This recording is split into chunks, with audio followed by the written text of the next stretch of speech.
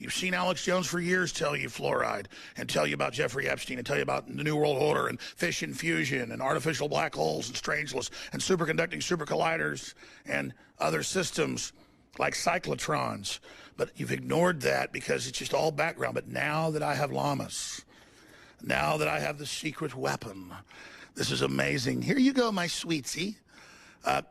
Poco, which one's the really... Poco's the big one. Poco seems like... Can we get a close-up of Poco's face?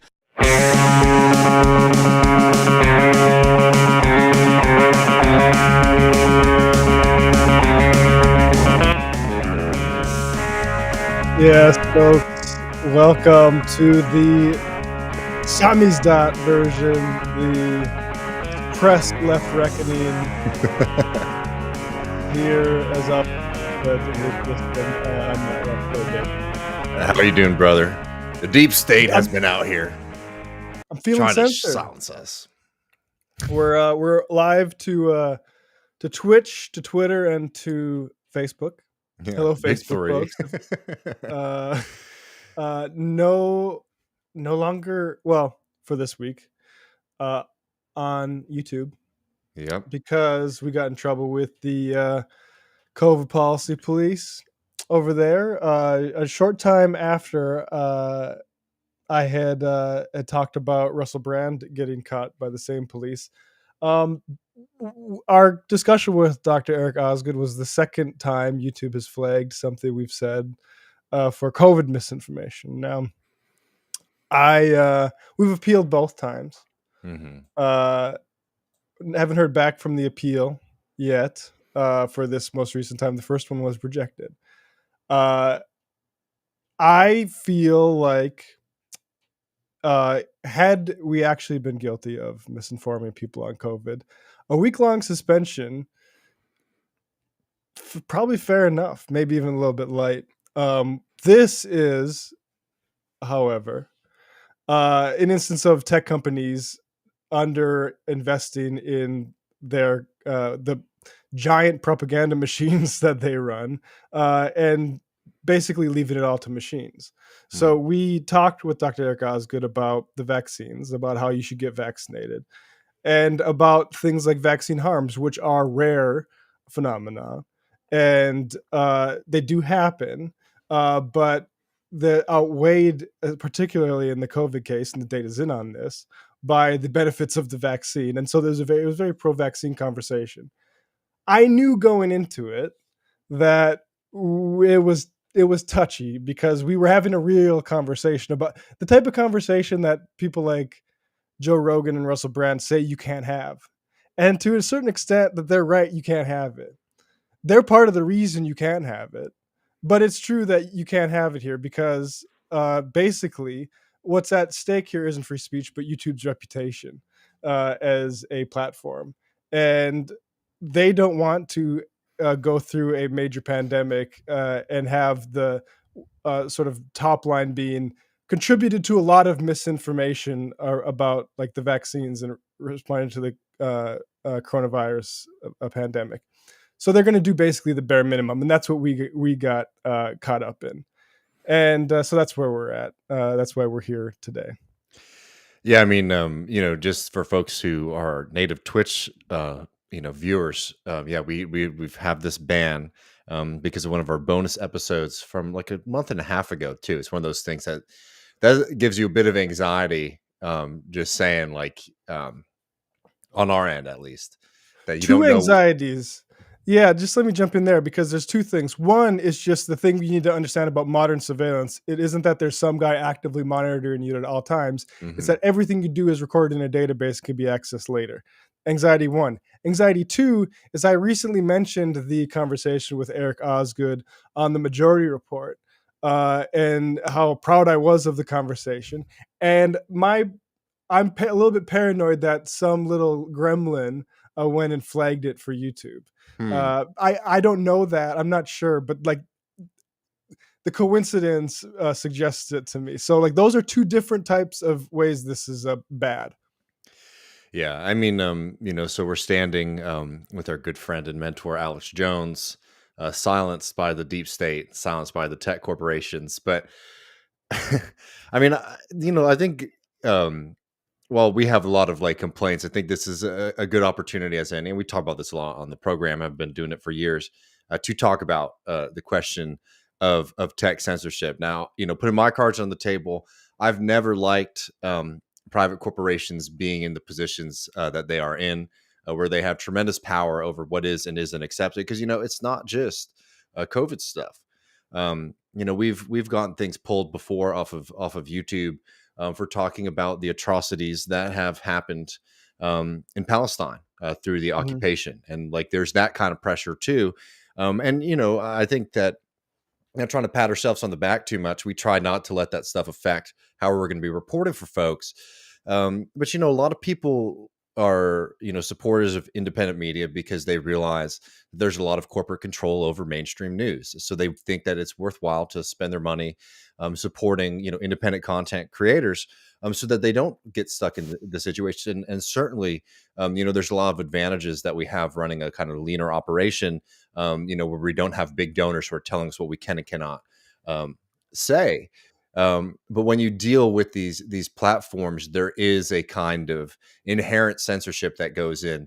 If it's not as egregious as something like them banning us, like we're experiencing now, it's things like recognizing that they're going to throttle they're not going to suggest, and they're going to suppress videos. By the way, not even necessarily solely because some guy sitting behind a desk saying we're not going to let these a video on human rights abuses by Israel and Palestine, someone making that personal decision at that moment, but because of the ways that they set those platforms up, that it creates this kind of perverse thing where it's like, yes, there's some level of independence, but at a certain at the end of the day,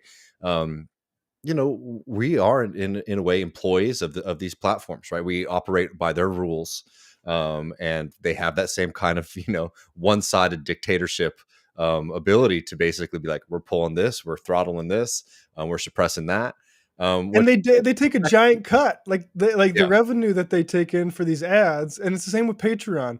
And it's like, previously in a previous economy, they would be expected to have like representatives dealing like the amount of money we bring in, like that's a few $1,000s a month. Like, you should have a person and not this just be algorithmically determined. But of course, that's the inexpensiveness. If you start talking about having to staff up, it doesn't work.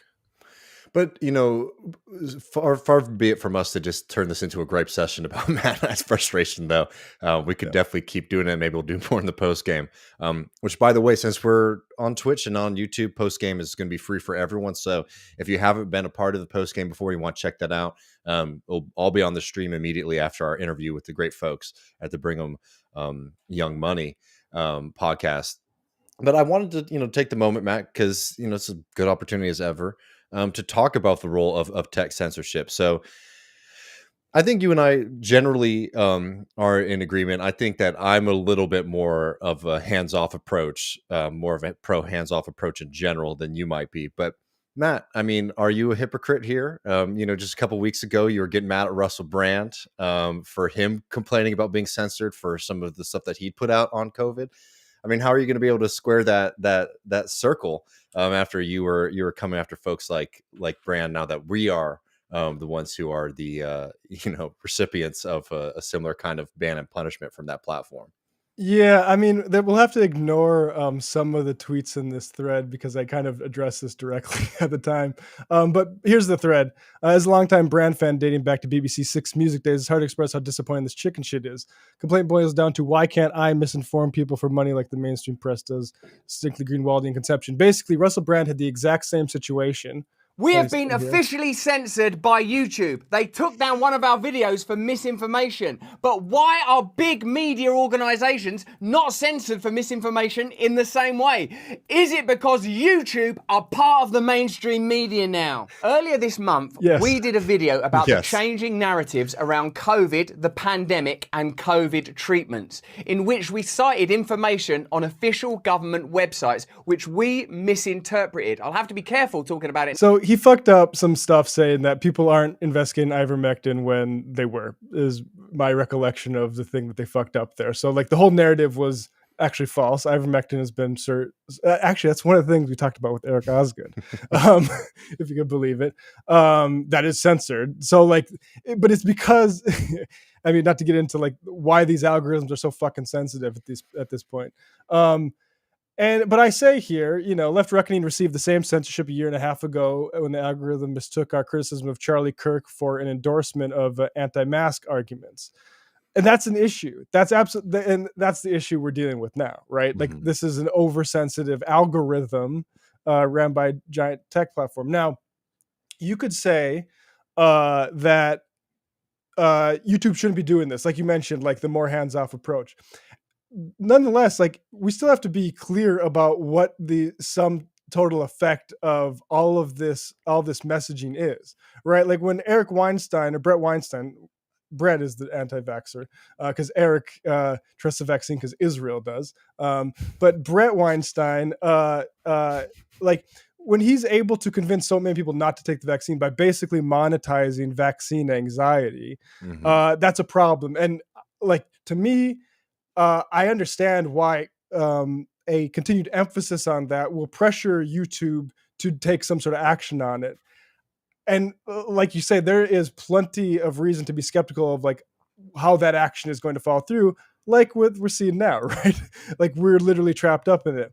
Nonetheless, like I don't really see a better way out of it because like I think you need to say like this isn't the solution where we say actually we're moving to Rockfin and we're going to be able to say all of this shit. And like you see the type of communities that these platforms are creating, and it's not conducive to any sort of open free inquiry either. And this is basically just everybody turning their back on the Enlightenment.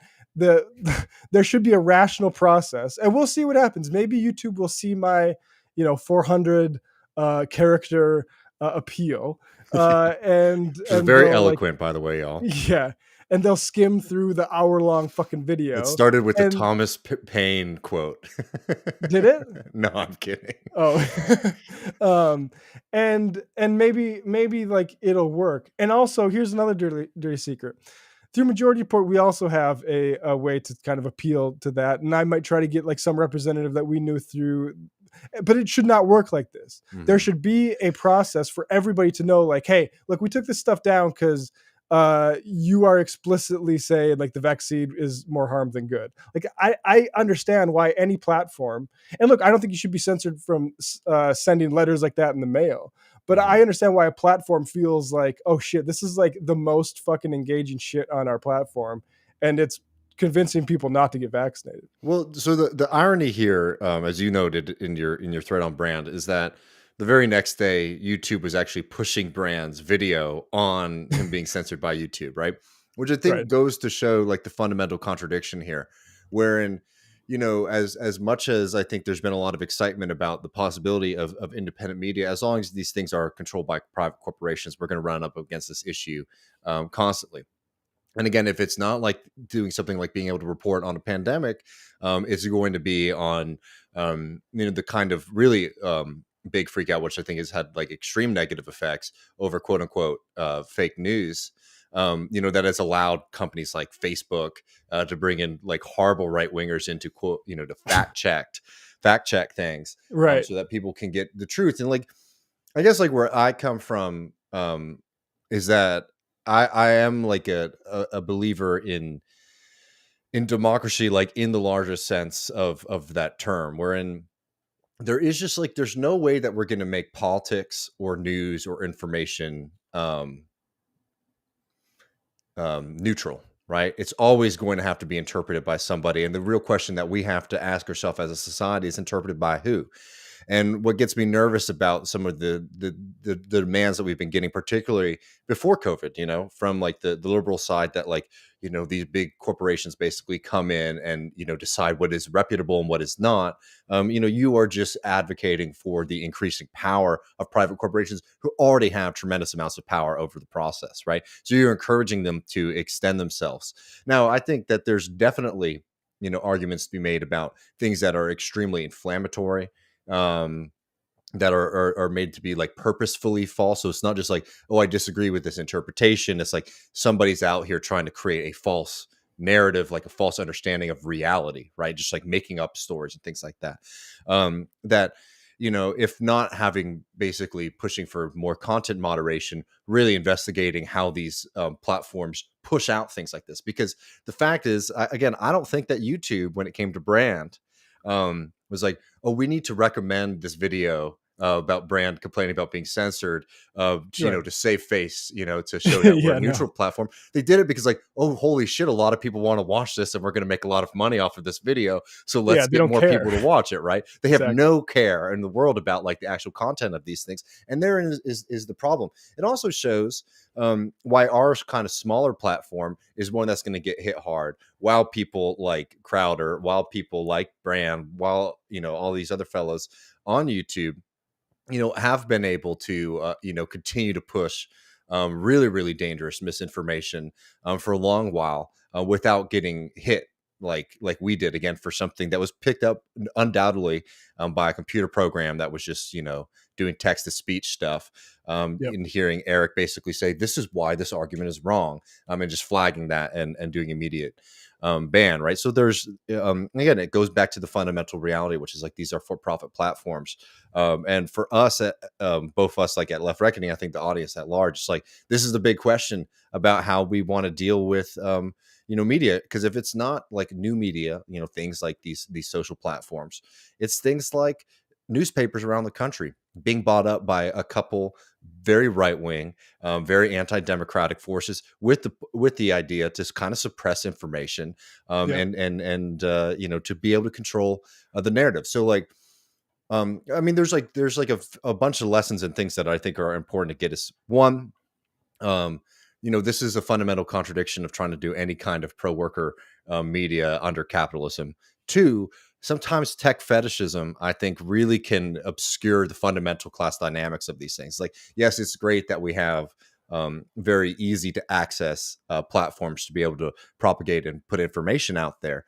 But again, these are controlled by private institutions in the same way that, trying to utilize, newspapers run by newspaper men, billionaires, millionaires, etc., to do that is going to be extremely limited, which, goes back to the reason that, it wasn't socialists getting jobs at the New York Times, in the early 20th century to sort of propagate, pro-socialist information. It was launching, socialist newspapers and publications, which come with the lack of resources, which is why it would be difficult for us to do something like that. But like the idea that we sort of entered into a new era and like we've run past the kind of contradictions of media and capitalism, is a false narrative, frankly. And we're experiencing that right now very clearly. Well, and what drives me crazy is like the brand element is what they're trying, the specific way they're leveraging it. So Rumble announces breaking news following Glenn Greenwald, Russell Brand launches a Rumble exclusive to challenge corporate media with the daily live stream starting September 28th.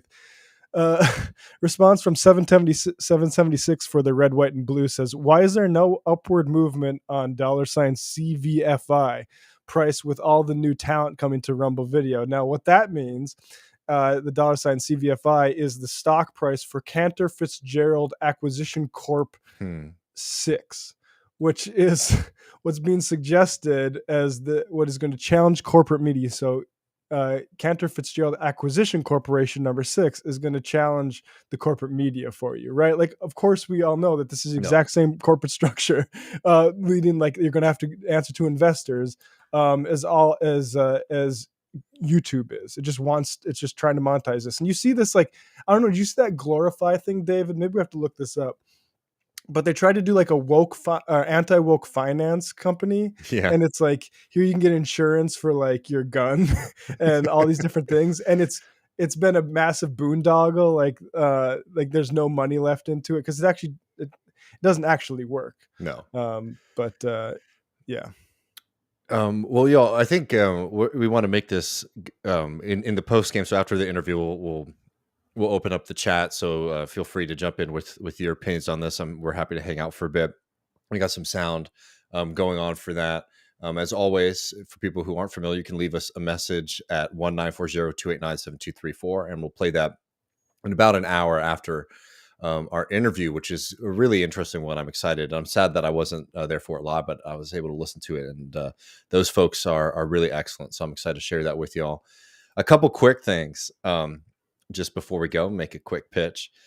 We are going to be live in Los Angeles pretty soon. So YouTube, is shutting us down, but you can come see us in person at the Telegram Ballroom in Los Angeles, California, for the Give Them a Revolution live show, where we're going to be joined by our good friend Dr. Ben Burgess, Jason Miles, Nando Villa, Anna Kasparian, Kuba, C. Derek Varn, and Ryan Lake as well. Let me put up the website for people to check it out. I'll put in the chat as well.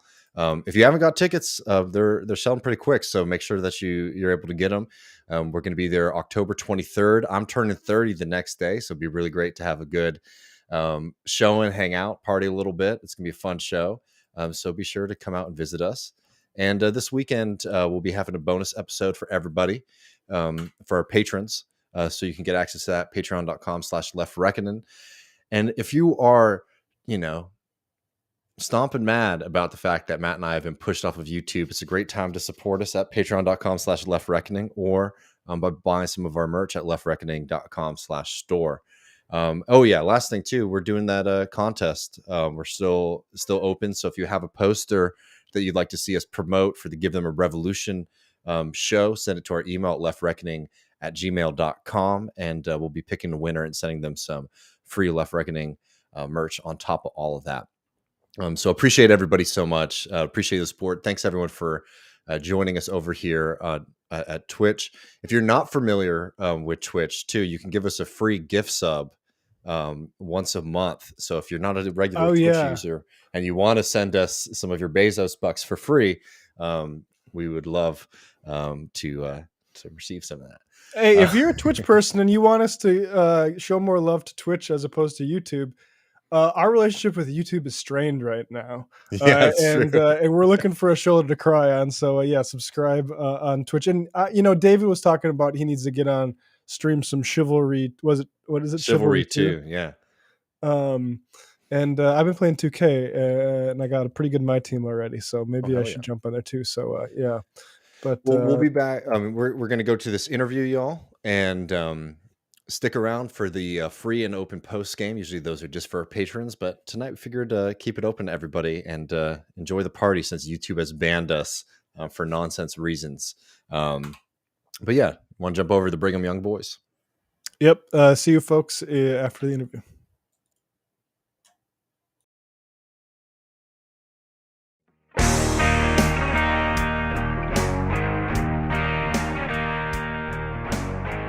We are back, Matt Leck here without David Griscom, joined by the lads of the Brigham Young Money podcast, Greg, Kyle, and Jordan. Gentlemen, Brigham Young Money, if people can't work it out, Brigham Young, famous Mormon guy. Yes. That's what I know about him. And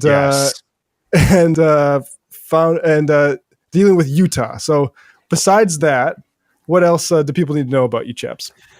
Yeah, we're talking Utah today, which is a topic near and dear to our hearts for good reason. It's run its poison into all of our veins. We're all from here, and we've all experienced it to a level that I think we all we love this place, which is why we feel like we can speak about how insane it really is. And we started this podcast. I'm Kyle, and of course we have Jordan and Greg with me, as Matt pointed out. The three of us met. The world was clamoring for another podcast with three white guys from Utah, so we figured we would meet the call, and we met and became friends during the run up to in the Bernie 2020 campaign in Utah.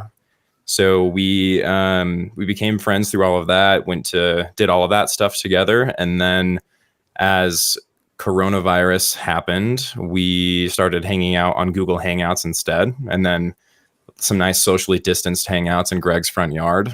We were all drinking way too heavily and decided it was time to put our voices to recordings. And here we are, all these all these years later, 2 years, I think. We just hit our 100th episode. Am I missing anything of our intro story? I was just going to say, congrats on the 100 episodes. Thank you. Yeah. Thanks. Milestone. We had a bunch of our former guests and friends call in and be extremely rude to us. And I'm still recovering, but I think we're doing okay. Jordan, Greg, did I miss anything? I think that's the really high level.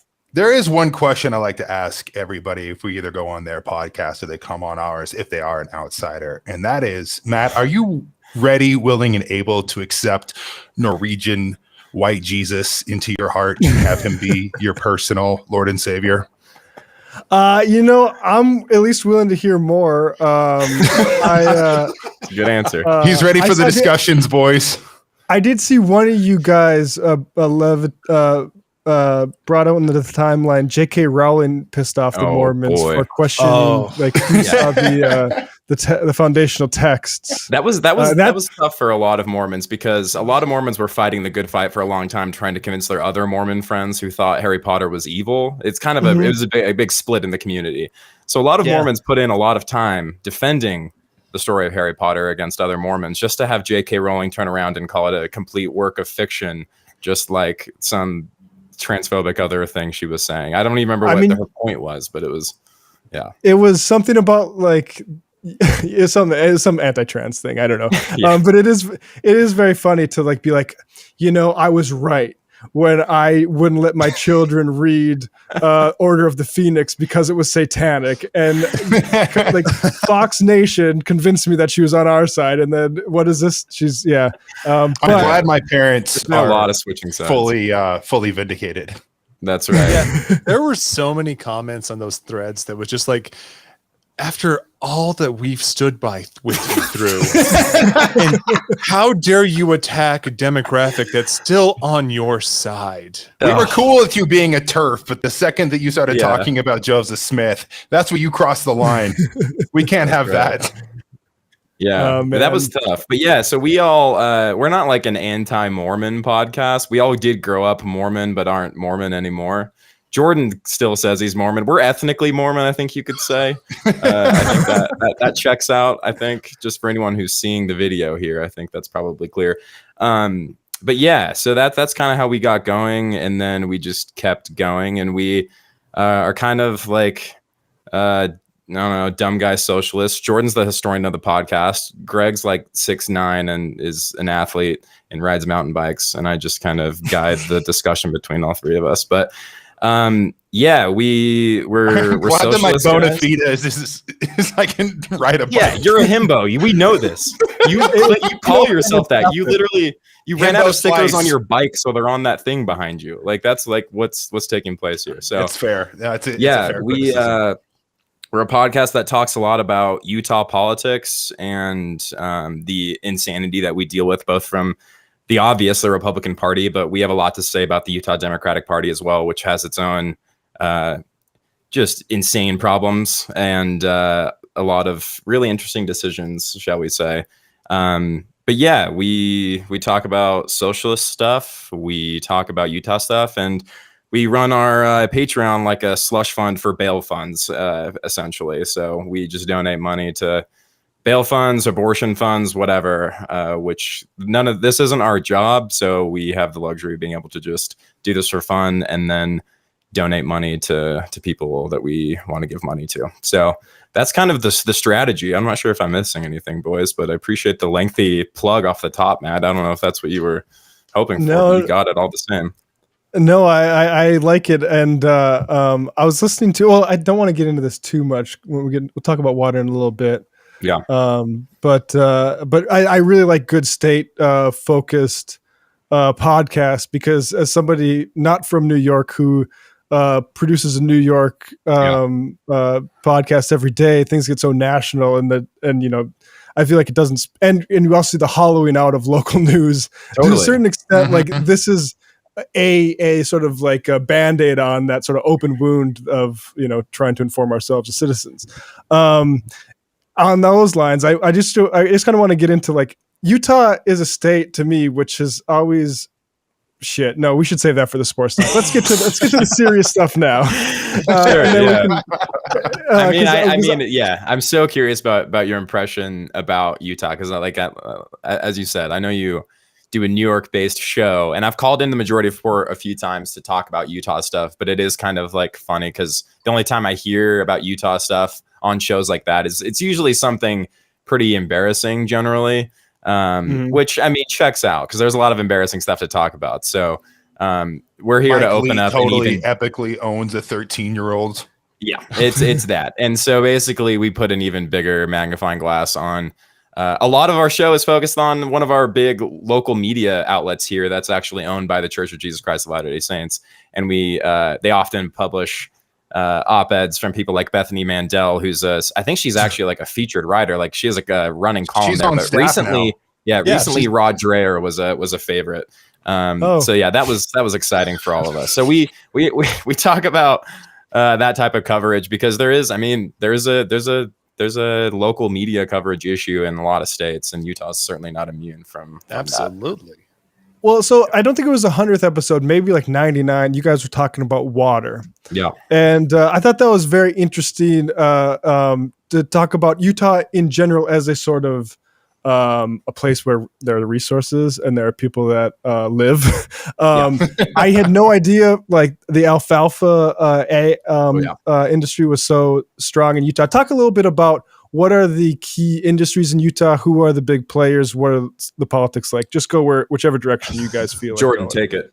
All right. Well, for our top industries, we're a big tech sector, which is why we're allowing like regulatory sandboxes to essentially just strip out anything that was, regulation, labor rights, the things that keep a society running for say. So we're like 2 steps away from a company town, but for like sponsored by Adobe, for example. Yeah, it's literally exactly that. We now have what's called Silicon Slopes instead of Silicon Valley. We've essentially, a lot of tech companies have moved many of their employees from all over the world, but specifically from California to Utah because of exactly what Jordan described, and are now calling themselves Silicon Slopes, which is an entire like tech leadership conglomerate group that holds summits or whatever, but really is just trying to entice more and more companies to come here, which is it's a plan from top to bottom. Like our governor and our last governor as well were heavily involved in the promotion of trying to like lure businesses to come here for that reason. We also have it's so funny. a gigantic NSA facility, which I just want to jump in there before we get to the NSA facility, but like that Silicon Slopes thing, like I've never heard of that. Like I'm sure, but like every state has that. North Dakota's like, oh yeah, we got Microsoft and Fargo. Look at us, we're like the tech, and it's like it's just, and like you made the right point. Like it's just a way to undercut certain basically give them a sweetheart deal regulatory wise. And but I'm glad Silicon Slopes is. It's alive and thriving, baby. It's nice. We don't have much, like the slopes are drying up because we don't really get snow much anymore due to the whole no water thing and you know global climate change. But hey, we've got Adobe out here on the side of the mountain, so it's fine. Well, the snows are replaced by material from what used to be lakes, the bottom of what used to be lakes. The Silicon Slopes of arsenic is coming in hot. Jordan, sorry, continue. Sorry, I cut you off. Yeah, you're good. So yeah, we talked about the tech sector. That's pretty much our one we're going towards a lot. Tourism is a huge one. We got all of our national parks that we're trying to bulldoze so we can put up more oil derricks because we think that that's going to somehow be our economy in the future, despite the fact that when we don't have any water, no one's going to be able to live here anyway. So it doesn't really matter. And then like our number 3 is multi-level marketing because we are the biggest. Oh, yeah. Like all of like the is that normal? Like I imagine like Florida. No, it's not. Okay. I promise it's not normal. This is the haven for it. We're at the intersection of so many things, one of which being like these intertwined Mormon communities and extremely loose regulatory laws in which a lot of MLM companies have like created roots here. And in fact, I can't remember how long ago it was at this point. On John Oliver's show, he did a pretty good segment about MLMs that featured almost exclusively Utah companies, if I remember correctly. And then that LuLaRoe documentary was a big one recently that really talked about the whole thing. The people I think they live in California, but they're Mormon, so it's in their blood. So They spent a lot of time in Utah too, since did. I took a picture of Greg with them at the Little America. So At Alphacon, correct? at Alphacon, they I were got not some there great for business Alphacon. advice. Yeah. Oh, in fact, yeah. I think just like last week or the week before, Mitt Romney posted a picture of him with other MLM leaders, essentially talking about how important how do they describe the business now? It's not MLM anymore. They say Direct selling. Did Yeah. he call it direct selling? He called it. Yeah. They continually try to obfuscate that as much as possible. But Mitt Romney is well on that train. Do you know how funny it is that the trade organization for MLMs is also called DSA? Because it's the Direct Selling Association, which is why like DSA's website has to be like DSA USA or something, because they can't get DSA.com. Awesome. Oh, that's funny. Thanks a lot, Chris and Sema.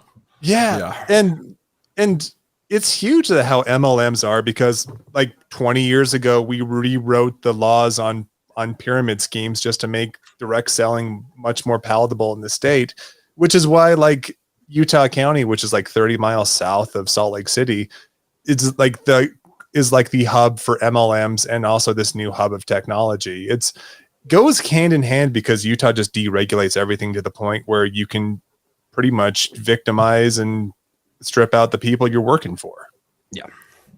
Yeah. Man, so, like, continue, Matt. Like growing up, I'm like in North Dakota, it's like, okay, you work at oil fields, like local industries. Is that like, do you go get a degree?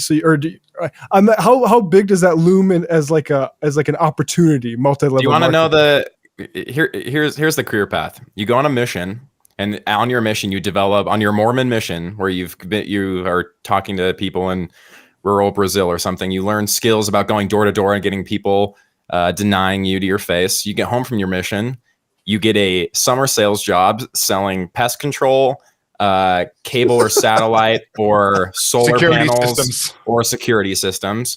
And you go do that in the summer somewhere every year. You work Monday to Saturday, 8 a.m. to like 8 p.m. all those days.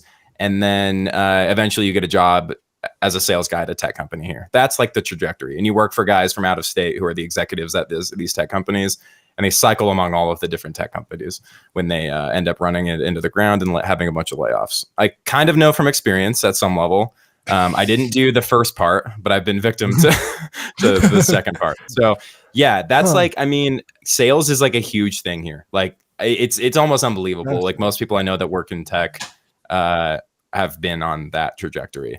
As far as local industry goes, really that's it. Like we have, like, as we'll talk about, there is agriculture is a big thing here, but for the most part, most kids aren't going to, agricultural programs at our local universities in order to be part of that. A lot of the farms here are owned by out-of-state companies that are producing so much of this alfalfa, like you mentioned earlier. Like not one of our top industries, but draining 75% of the state's water each year. So, that's a long-winded answer to say the local industry is just hustling, baby, day in and day out. Well, and that's so interesting because you mentioned tourism already, and that stands to reason. Like Montana, also that's a big tourism industry. Like these great national parks and stuff like that. Yeah. Best part of the state, I'd say. But not being like like I mentioned that episode, like it's not being preserved for like short-term alfalfa profits. Yeah. I mean, honestly, the thing that to break down the alfalfa thing in particular, and one of the big problems that we have is that our governor is a retired lawyer or recovering lawyer, as he has in his bio is recovering lawyer bassist. He's kind of a quirky little That's fun fucking guy like sicko that. shit that you know that. Come on, I'm in those replies. You know I am. I'm fighting the good fight. Someone has This to. is Spencer Cox we're talking about. Spencer Cox. Yeah. He was the lieutenant governor. Sorry. I don't want to like, my name is Matt. When I see Matt Gates in the headlines, I'm like, we're just not ready for Matts. And like, I also feel that way about Spencer Cox. I feel that way about Kyle. I don't want a Kyle governor. What are we talking about here? Yeah, I share a name with Greg Abbott. Yeah, exactly. And so Spencer Cox is the governor. He was the lieutenant governor under our previous governor, and he is an alfalfa farmer.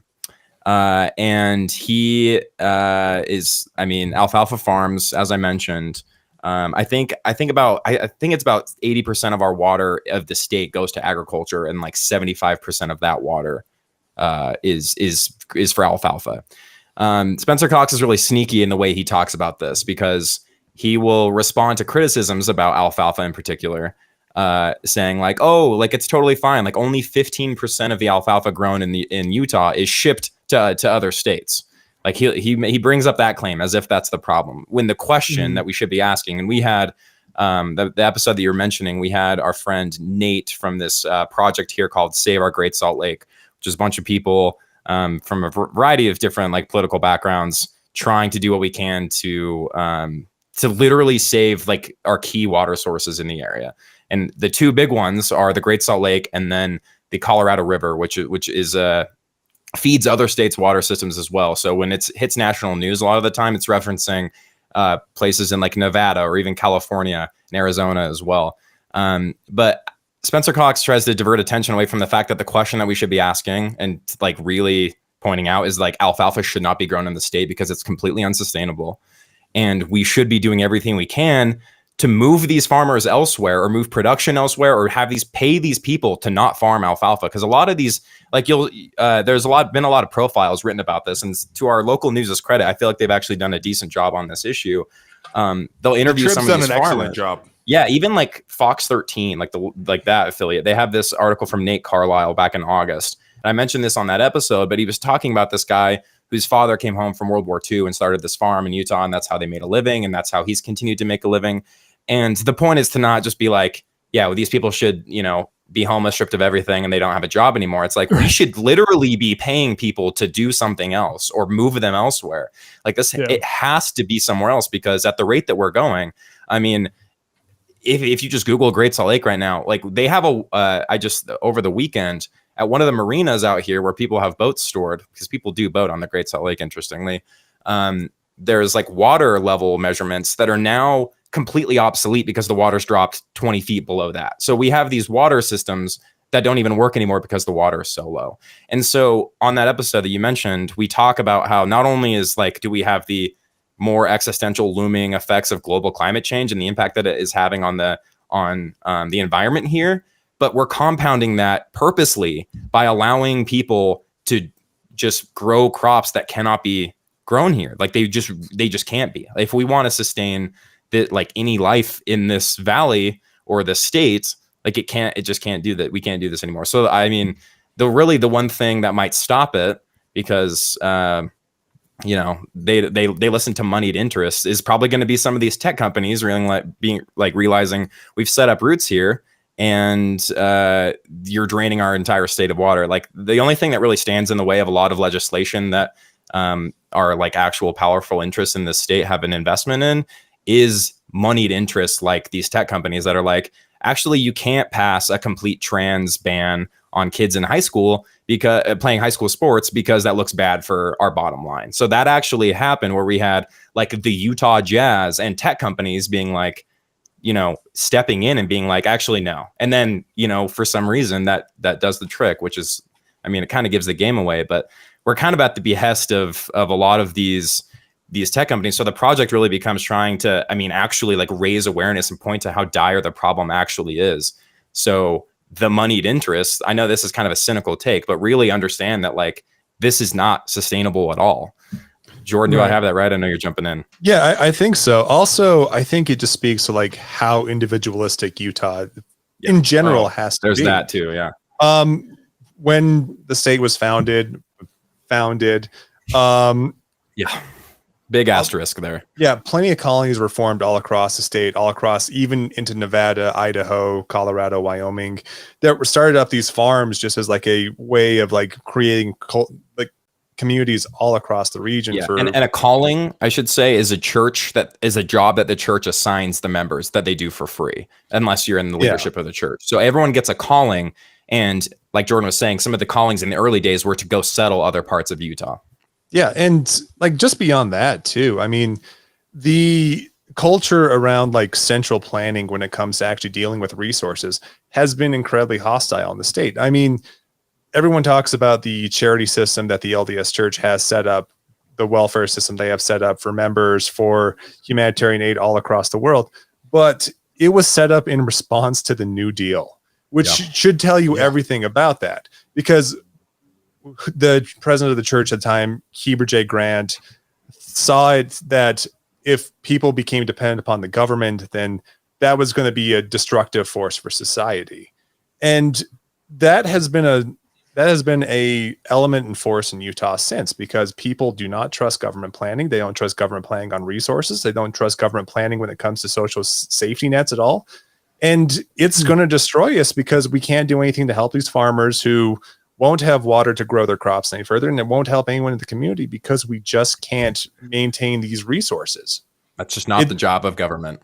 It's not the job of government. It's local control, which is what our fun governor said in St. George the other day when asked what Utah's response is to the water crisis in southern Utah. And he said, well, we're going to have the local governments come up with a solution. Like right after saying it's a Utah problem, which should say everything we need to know about our system of government here. It was the same thing. It was the same thing that happened during COVID here in Utah, where early on in the pandemic, Spencer Cox was kind of going through the rounds because he was getting praised at how good Utah's response was. And then it came back to bite him in the ass, and we had some of the highest infection rates in the nation. And he would go on and say, this is an individual problem. And we need individuals to step up, and this is on you. And we get the exact same thing happen with the water crisis. It's this big push of you need to not wash your clothes twice a week. You need to make sure that your lawn dies, despite the actual industries that are compacting this problem and are most responsible. Are the ones that are completely deregulated and not being held to any sort of accountability or responsibility.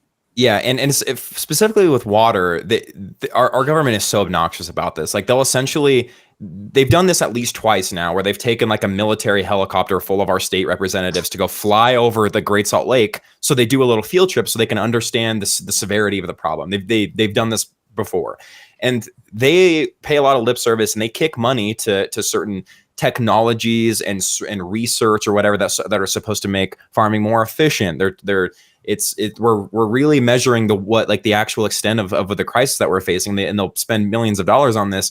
Never in the question is any sort of actual law about stopping any of this from happening. It's all trying to create these market-based incentives or whatever to try to get farmers to change their habits. And specifically with the individual thing, there's just such a good example of this there's a big thing it's cool to let your lawn die. Everyone in this valley, we've been in denial about what the climate is here. And there's so much, everyone has lawns, and that's just the norm around here, even though it really shouldn't be.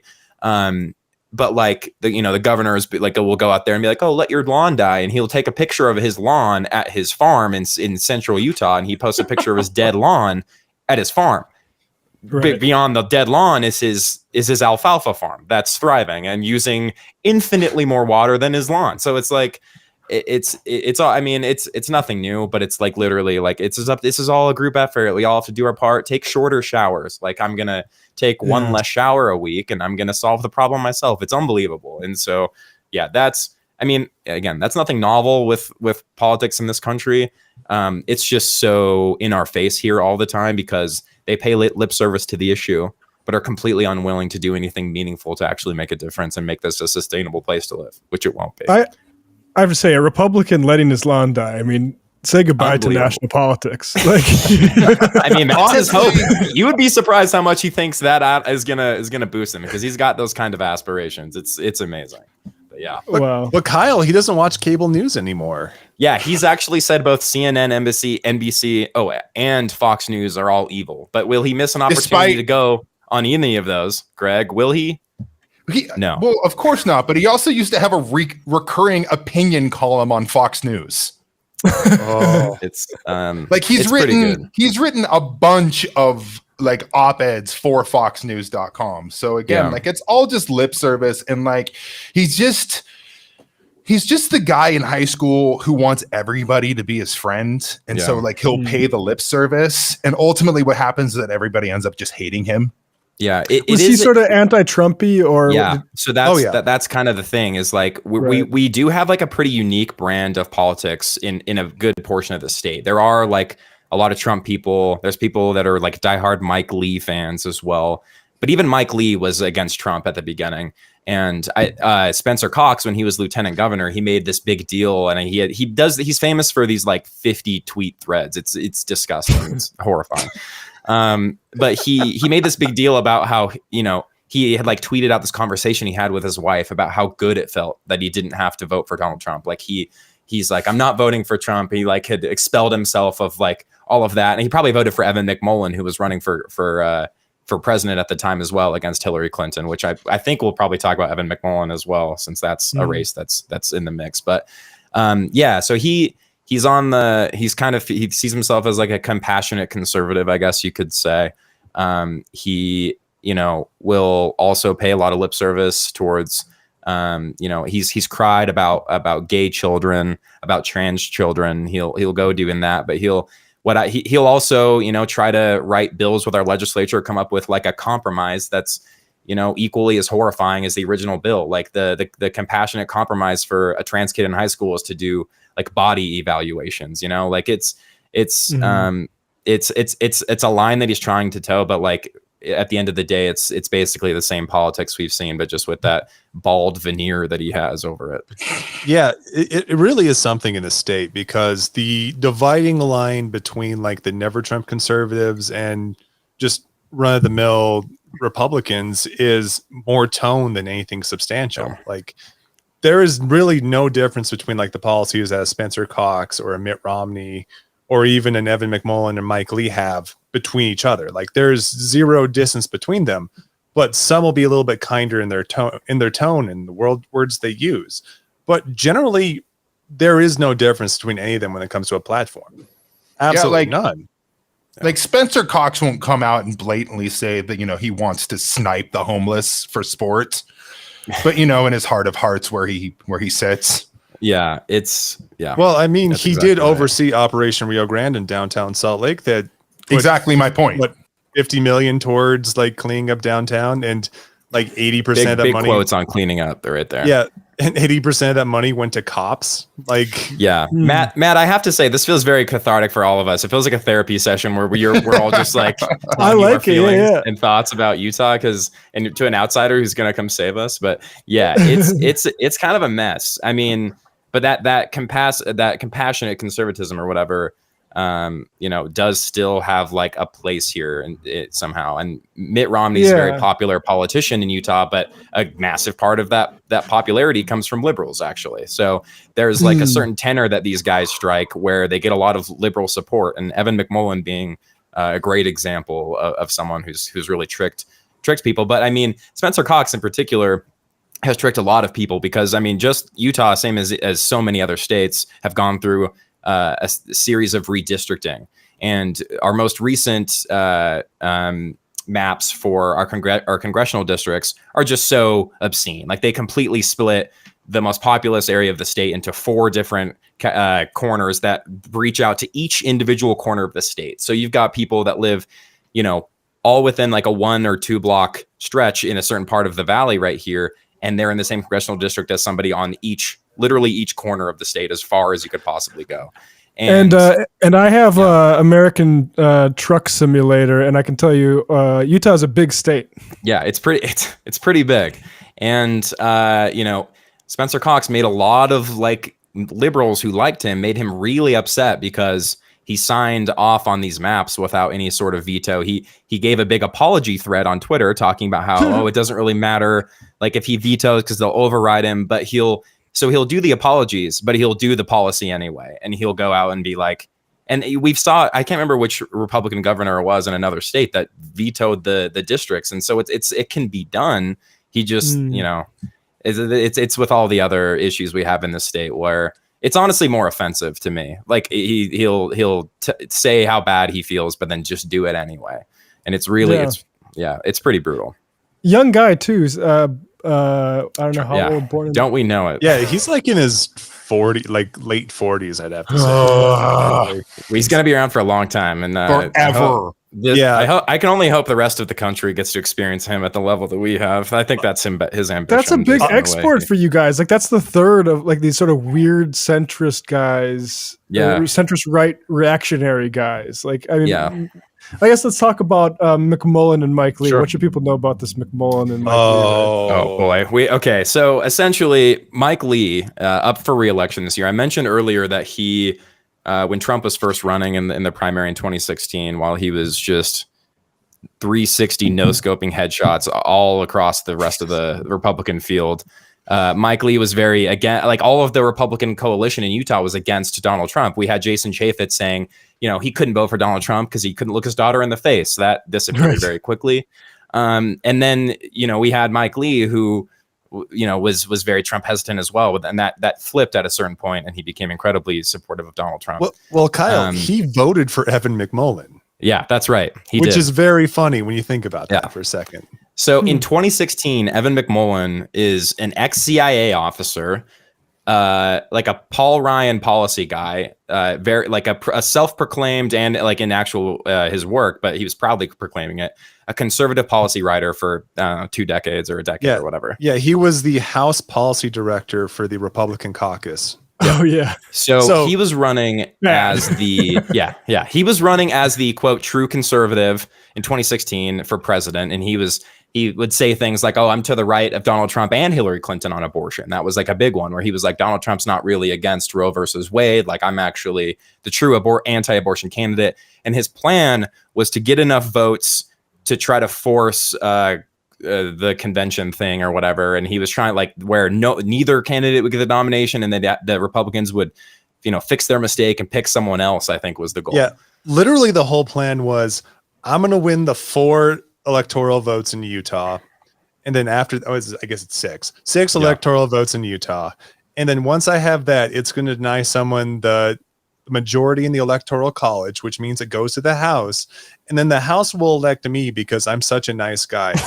Anyway, in 2022, please vote for me. I'm here to sustain democracy. Yeah. So big democracy lover over here. He and he often touts his CIA bona fides as well, but he was also like first couple ads of his.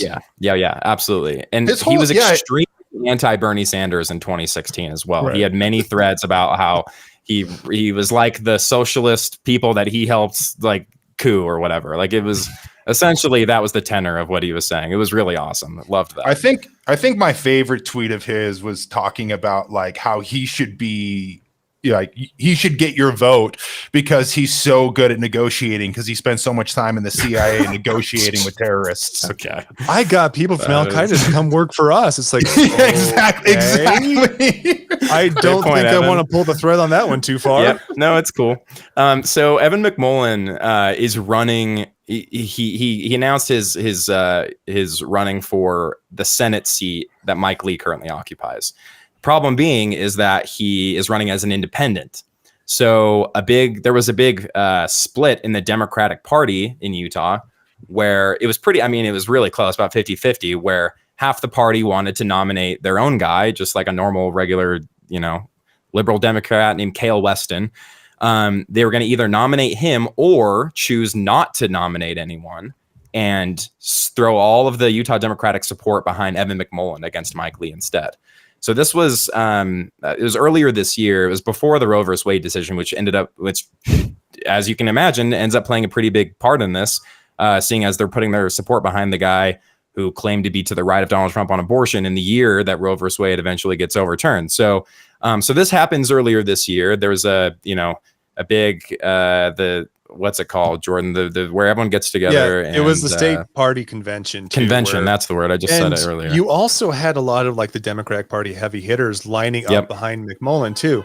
For example, you had former congressman like Ben McAdams who lined up behind him, who was like the only Democratic rep to be elected in like the last decade or so. When Bernie was running in the primary, Ben McAdams was our sole Democratic representative in Utah, and he endorsed Michael Bloomberg. To give you an example of what Democratic leadership in Utah does, they all endorsed Pete Buttigieg except our representative who endorsed Michael Bloomberg. That's and you might I don't know if people know, but Bernie Sanders completely cleaned up in both 2016 and 2020 in Utah, and all three of us are extremely involved in that. In these campaigns, saw like the energy on the ground and, made calls, went door to door, went to the rallies. One of the biggest political rallies that's ever happened was in 2016 for Bernie Sanders in Utah specifically.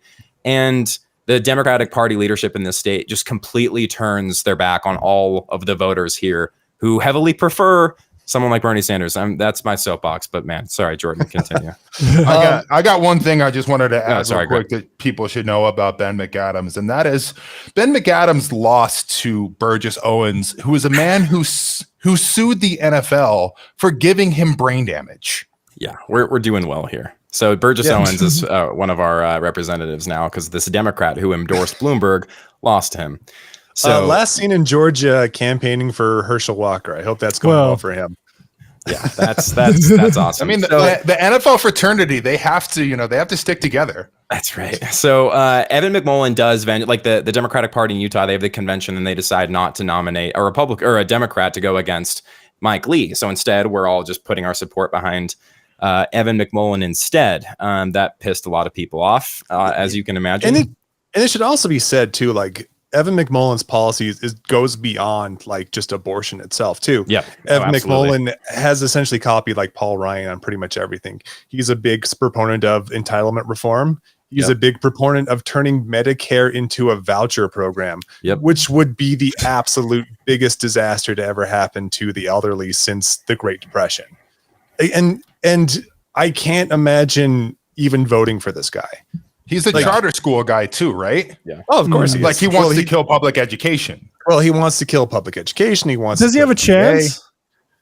No. Well, he didn't, and then it's kind of up in the air still. So, I mean, this would have been a good year for a Democrat to run against Mike Lee because Mike Lee was kind of exposed for the January 6th stuff. I think he sent some text messages. I don't know the specifics, but that's a big thing because, Evan McMullin, the CIA guy, is a democracy protector. So obviously that's the guy we should be voting for. And that's the line a lot of liberals here are running with, where it's like, no, I feel fine voting for Evan McMullin because we're protecting democracy by doing so, because Mike Lee's the January 6th guy, which, okay.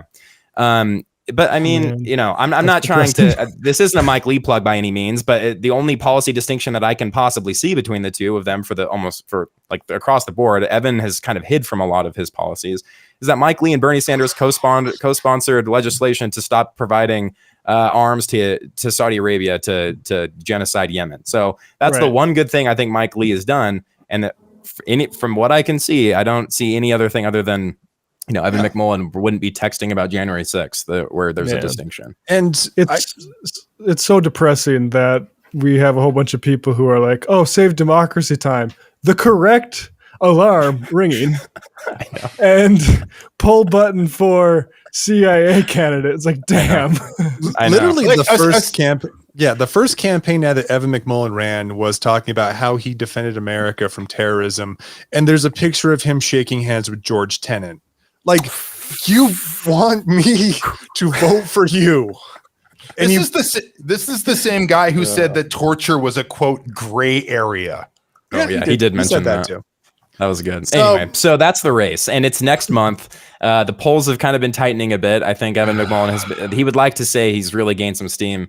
I'm very skeptical about a lot of polling, but it has, there's been pretty clearly some Republican money being poured into the state. If you watch if you're watching like football on a Thursday night, you're catching an anti-Evan McMullin ad in every timeout break. So there's clearly money coming in, so they're nervous about it at some level. It would be really funny if Mike Lee lost. It would also be really funny if Evan McMullin lost. So for us at this point, we can't really win, or we can't lose. House money. Yeah, we are. Yeah. But I will also mention, I mean, we asked this question to like some of the Democrats who are on board with this, and I was like, what's the plan if Evan McMullin wins? Like, do you run against the guy that you got in there next time around? Like, how do you draw the distinction next time? This was a great opportunity to be able to, I mean, there are a lot of people here that care about abortion. I know this is a Mormon state, but it's also, there's a lot of very liberal people in this state who that's a very big issue for them, as it should be. And this would have been a perfect year to be able to draw that distinction and be like, this person, this party or et cetera, they're taking away these rights from you. You can vote for this person who will fight for that right. And, I have a lot of problems with the Utah Democratic Party, but that seems like they've blown an entire cycle. I I mentioned that I called the majority report one time, but I was talking about this thing, and it reminded me of the Charles Booker thing. I think Sam brought that up, where it was like, you know, they went with Amy McGrath that one year and wasted that entire cycle instead of building something on the ground. And what have they done here? They have said, we're not nominating a Democrat, so we're not actually canvassing for anyone other than maybe Evan McMullen. But then what's the argument there? You've blown this entire cycle, wasted all this time that could have been something, a chance to build something. But in every opportunity they have to do that, the state party here turns its back on that and would rather just, you know, do this. So I think it's more than that too. The doomsday scenario for me is, what if Evan McMullen loses by 2 or 3 points? Oh yeah, and then at that point, worse. Yeah, the Democratic Party goes, okay, well, we were really close there. We just have to keep trying to triangulate those conservative voters and our liberal voters together. And one of these days we'll get over the hill. And then the next time they lose by 30 points. And then now you're down 2 cycles. It's terrifying to me because it feels like there is no real plan for the future here. Yeah. Other than I mean, DSA and PSL have been doing good work with the unionization effort. So that's been nice. And there's good environmental activism that's taking place. But other than that, from a democratic organizational standpoint from the party, there's nothing. In fact, we had some Starbucks organizers on our show to talk about the unionization effort, and they were successful in their unionizing. Each of them had reached out to Democratic politicians locally, and none of them provided any of them support. So, shocking. Yeah. But it's really disappointing and frustrating.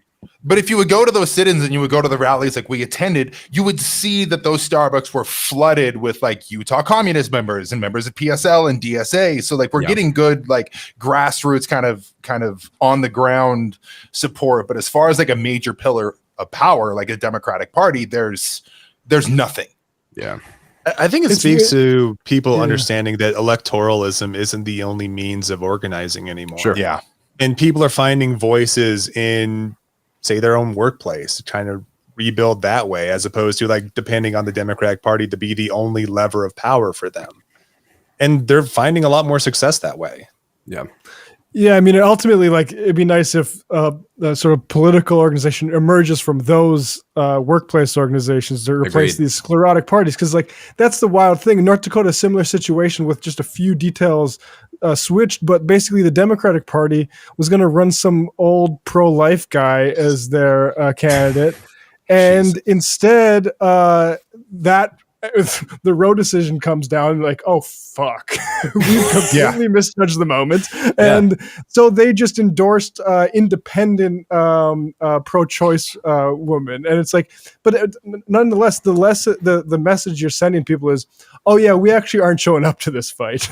And it's how could you? And then you have people blaming folks for not showing up to vote. And it's well, 100%. Exactly the same thing. Exactly the same scenario. They say, a Democrat can't win in this state is what we're always told. And like Jordan's saying, the doomsday is where they get close this time and they're like, oh, we're going to nominate this basically the same guy next time and hope for the best. When you you gotta give people something to vote for. And for those of us who have seen the energy and felt it from people that we talk to, it's people aren't establishing a connection with the Utah State Democratic Party in a lot of cases. Obviously they associate the Democratic Party with some of the causes they believe in at a national level. But from everything that I've experienced, the only evidence I have of people's interactions with the Utah Democratic Party is them turning their back on really good movements and really good candidates. I mean, that we have here. I'm not going to keep plugging Bernie, but it was just astounding to see the energy that just the sheer amount of people, the energy, the conversations that we all had, and seeing how many people were turning up and voting against Hillary, but then also in the primary in 2020, to just have no one at the Democratic Party at the state level be anywhere even close to sympathetic to that energy and that movement.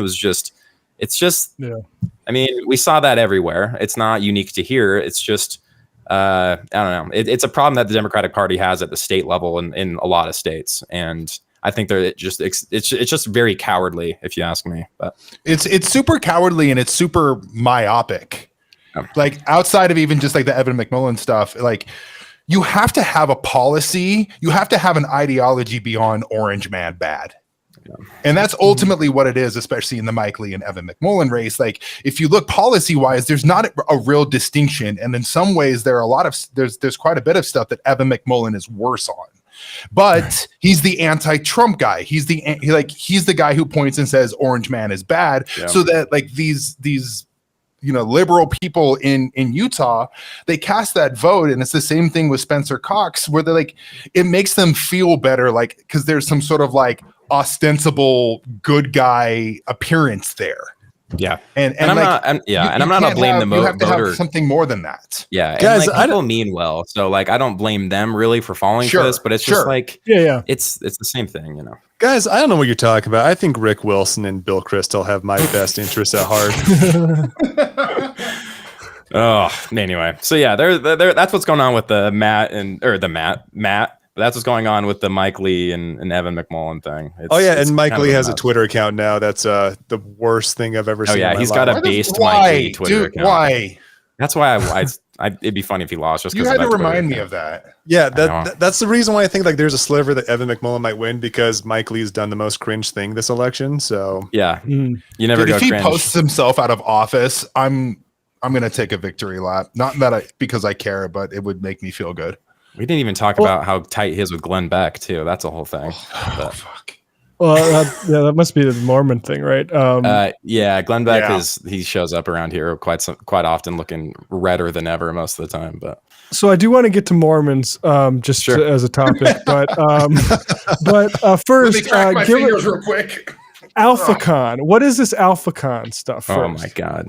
Okay, so to bring it back to MLMs, it's a bunch of guys that's telling you how to reach grinding success by taking out 8 credit cards and raising your credit limit to the point so you can afford all your vacations and to essentially buy yourself into prosperity. I don't see a downside to this at all. But it's only gone well.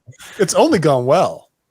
Yeah, Alphacon was it was this event where all these Utah male influencers, they say they didn't initially mean for it to be all men. They did later add a woman after some pretty extreme pushback from people all over the country. Who was one of the guy's wives. Yeah. So it was this convention that was... Well, they also added, what's her name? The blonde lady. Tommy Lauren. Yeah, Tommy Lauren, that's right. Yes. Oh, okay. Oh, yeah, she wouldn't give me an autograph when I asked her. So the wife dropped out and then they added Tommy Lauren, right? I think that's what it is. You know what? I respect that.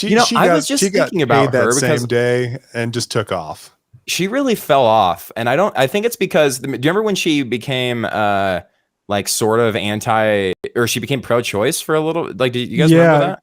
Yeah, you're right. It was because she said it's libertarian to be pro-choice. Yeah, she actually was pro-choice, and I think that kind of did her in. I just don't see much of her anymore. She probably still has a show.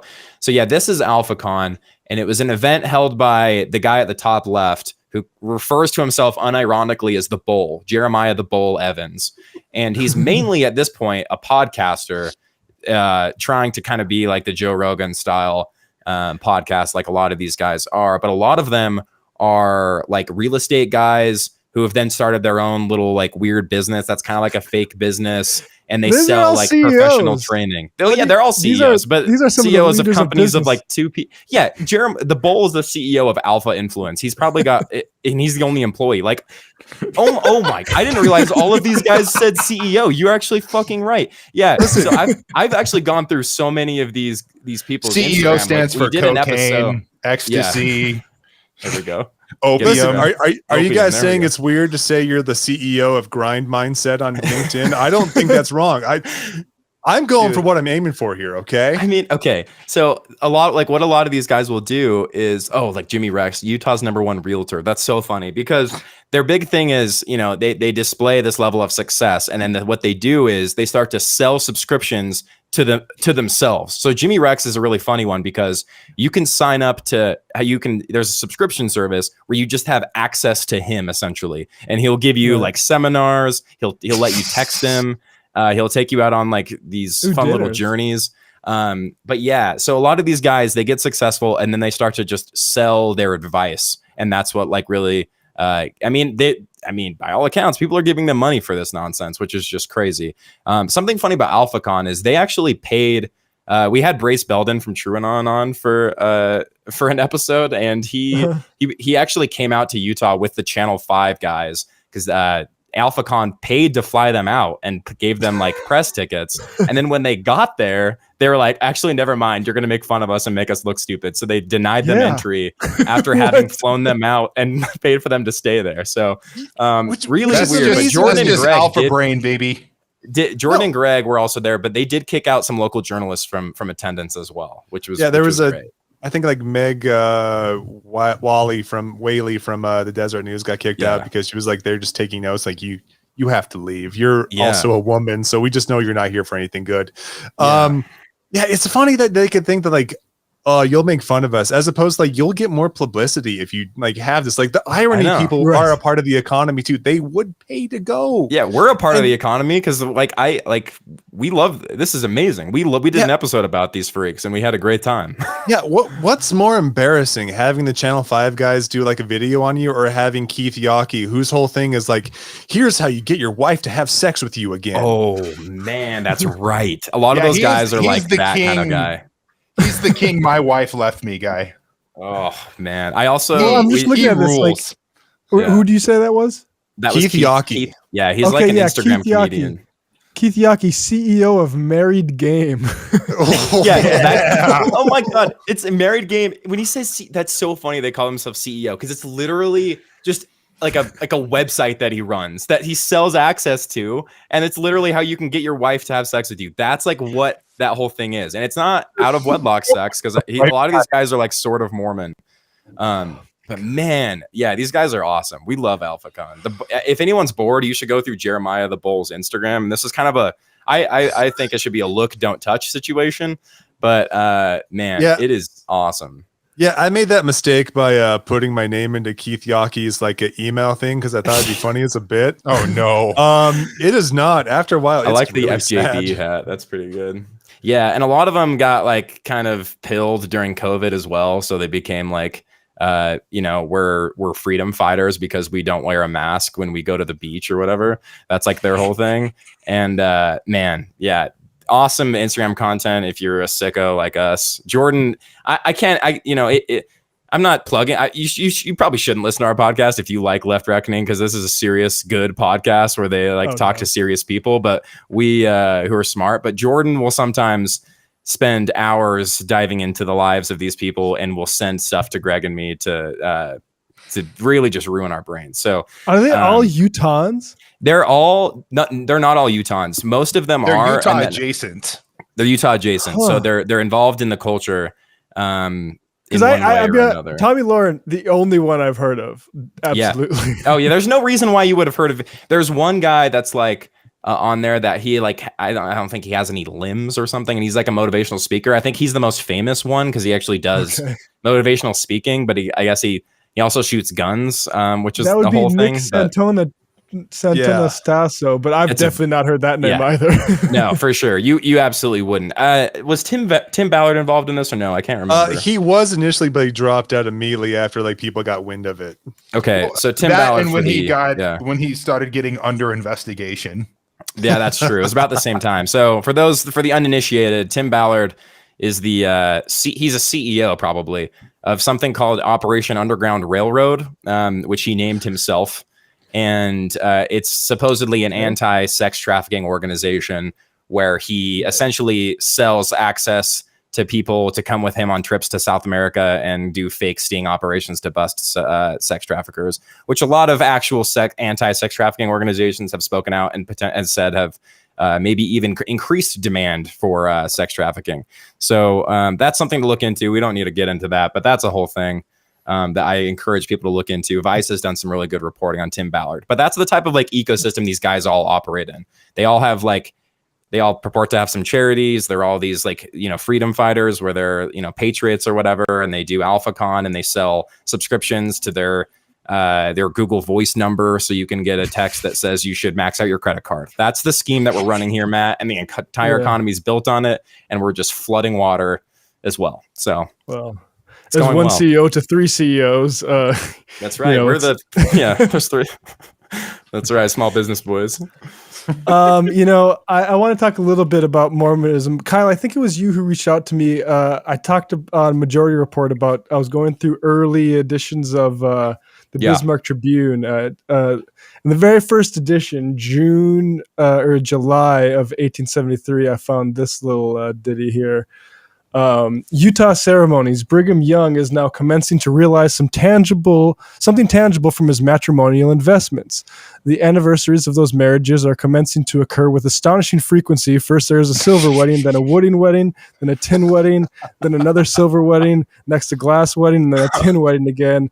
And the following night, another silver wedding, then a linen wedding, and it's just that over and over again. But what I'm struck by, and I'll forward that along to you guys if you want to take a look at it. But, fixated with Mormons, like the press at that time, like I think it's like, and I think like to psychoanalyze it, it must be because they're settling this country like we are, but they're having a lot more wives when they get to do it, and that seems unfair. And I'm going, but like that to me, that's why like Mormon or talking about Mormon culture it was just huge back then, and it's lost now. But I'm just curious, like we're in Jordan's territory now. Yeah, absolutely. I mean, for the entirety from like the 1850s onward, like Mormonism was this very like scandalous and like intriguing social force in America. I mean, the Republican Party was literally founded on fighting the dual barbarisms of slavery and polygamy.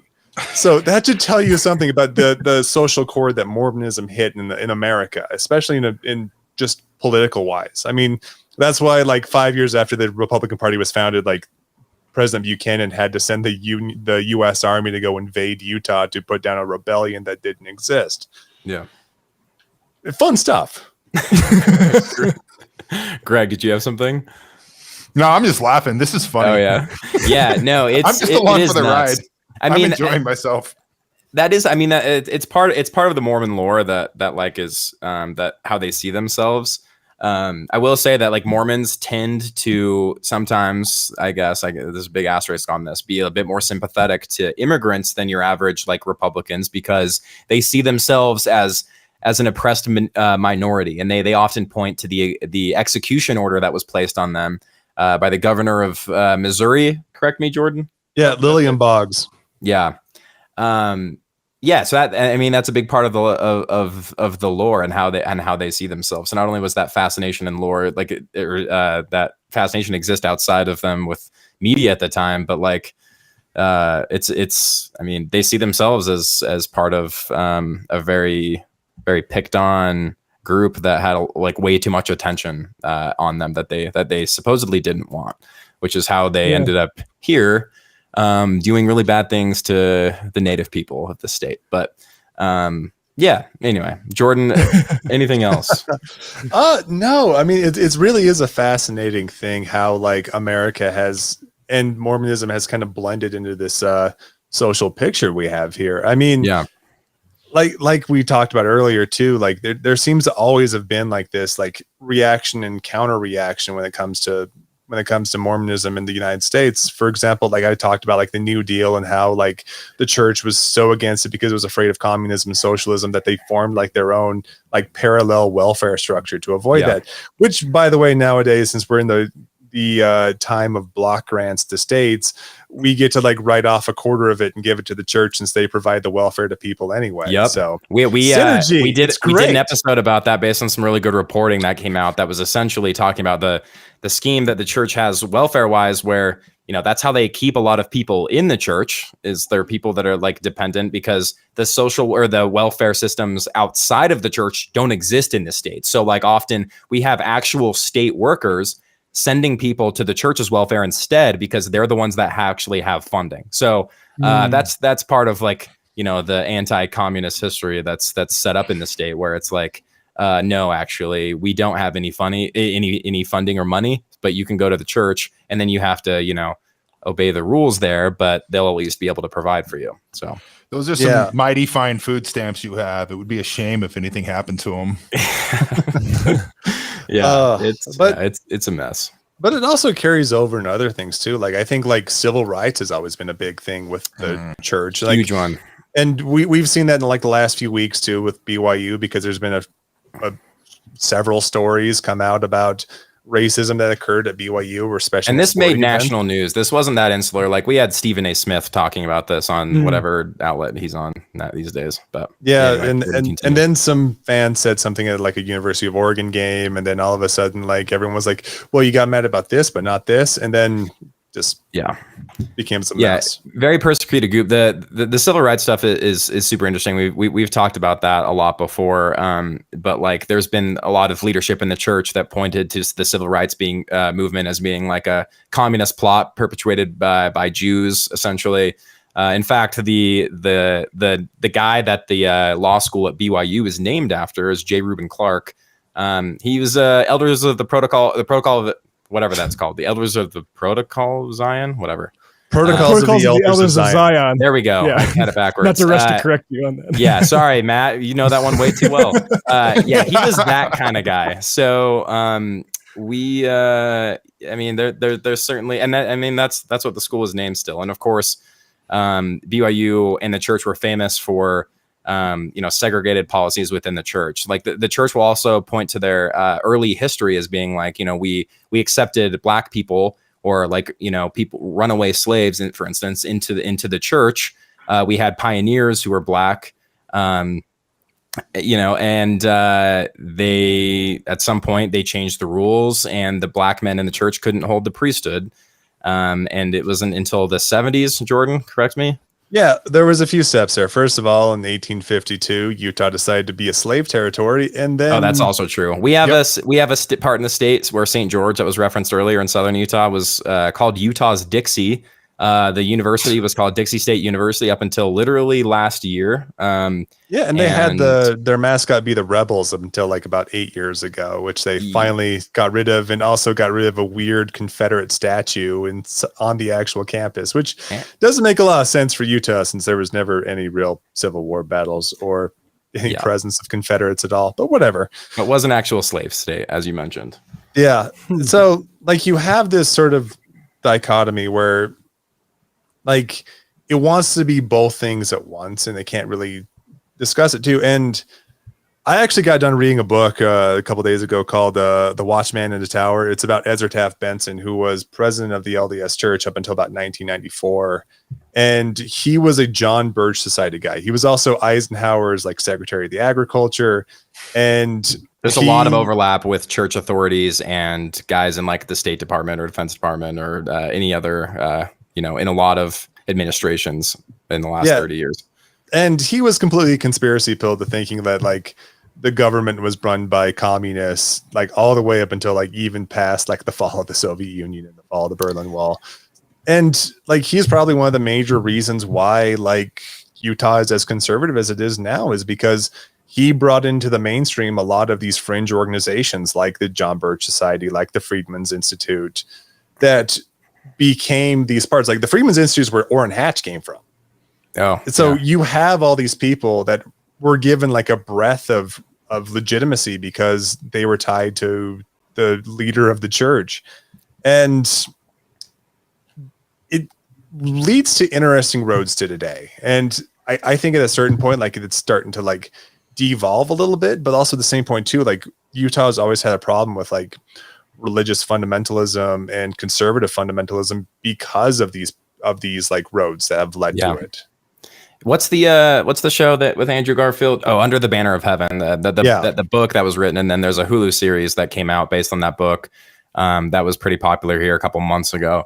If people are interested in like how the influence of Mormon fundamentalism in certain parts of Utah communities, that's a pretty good example of how it's kind of festered and reared its ugly head in the form of some pretty terrible stuff. But yeah, it's a pretty strange history, Matt. I'm sure you can imagine. But yeah, the fascination with Mormons is it's all part of the history as well. And I mean, I alluded to it earlier, and like Jordan talking about, he wants to be two things at once, and they see themselves as persecuted. Not unlike, of course, many different parts of this country.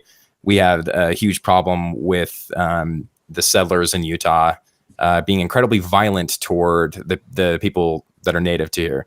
That took the form of, I mean, Mormons have a weird thing with black and brown people. That's its whole thing.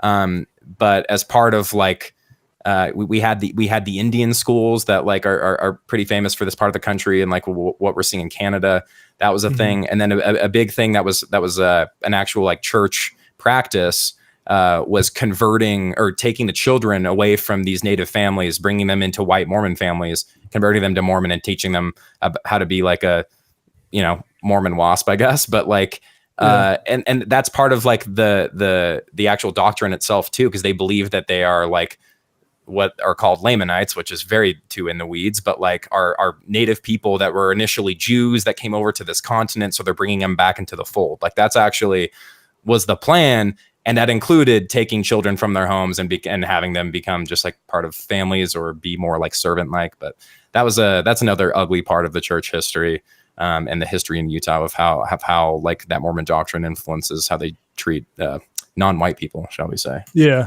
I mean the whole kidnapping kids, especially native kids, not unique to Utah, but having a church very useful justification for it. The infrastructure there. But so let's close. It is interesting. Like Utah, I've never been there. I've been to 4 or 5 of the states around it. But growing up, it was all the Jazz were there. Sure. Steve Young went to college there. Steve Young going to college at BYU was the first probably I heard of Mormonism, I think. Like looking on the back of his like card and hearing them talk about that. Which is funny because Steve Young was like a great grandson of Brigham Young. So is he? I didn't even actually. Yes. Yep. Yeah.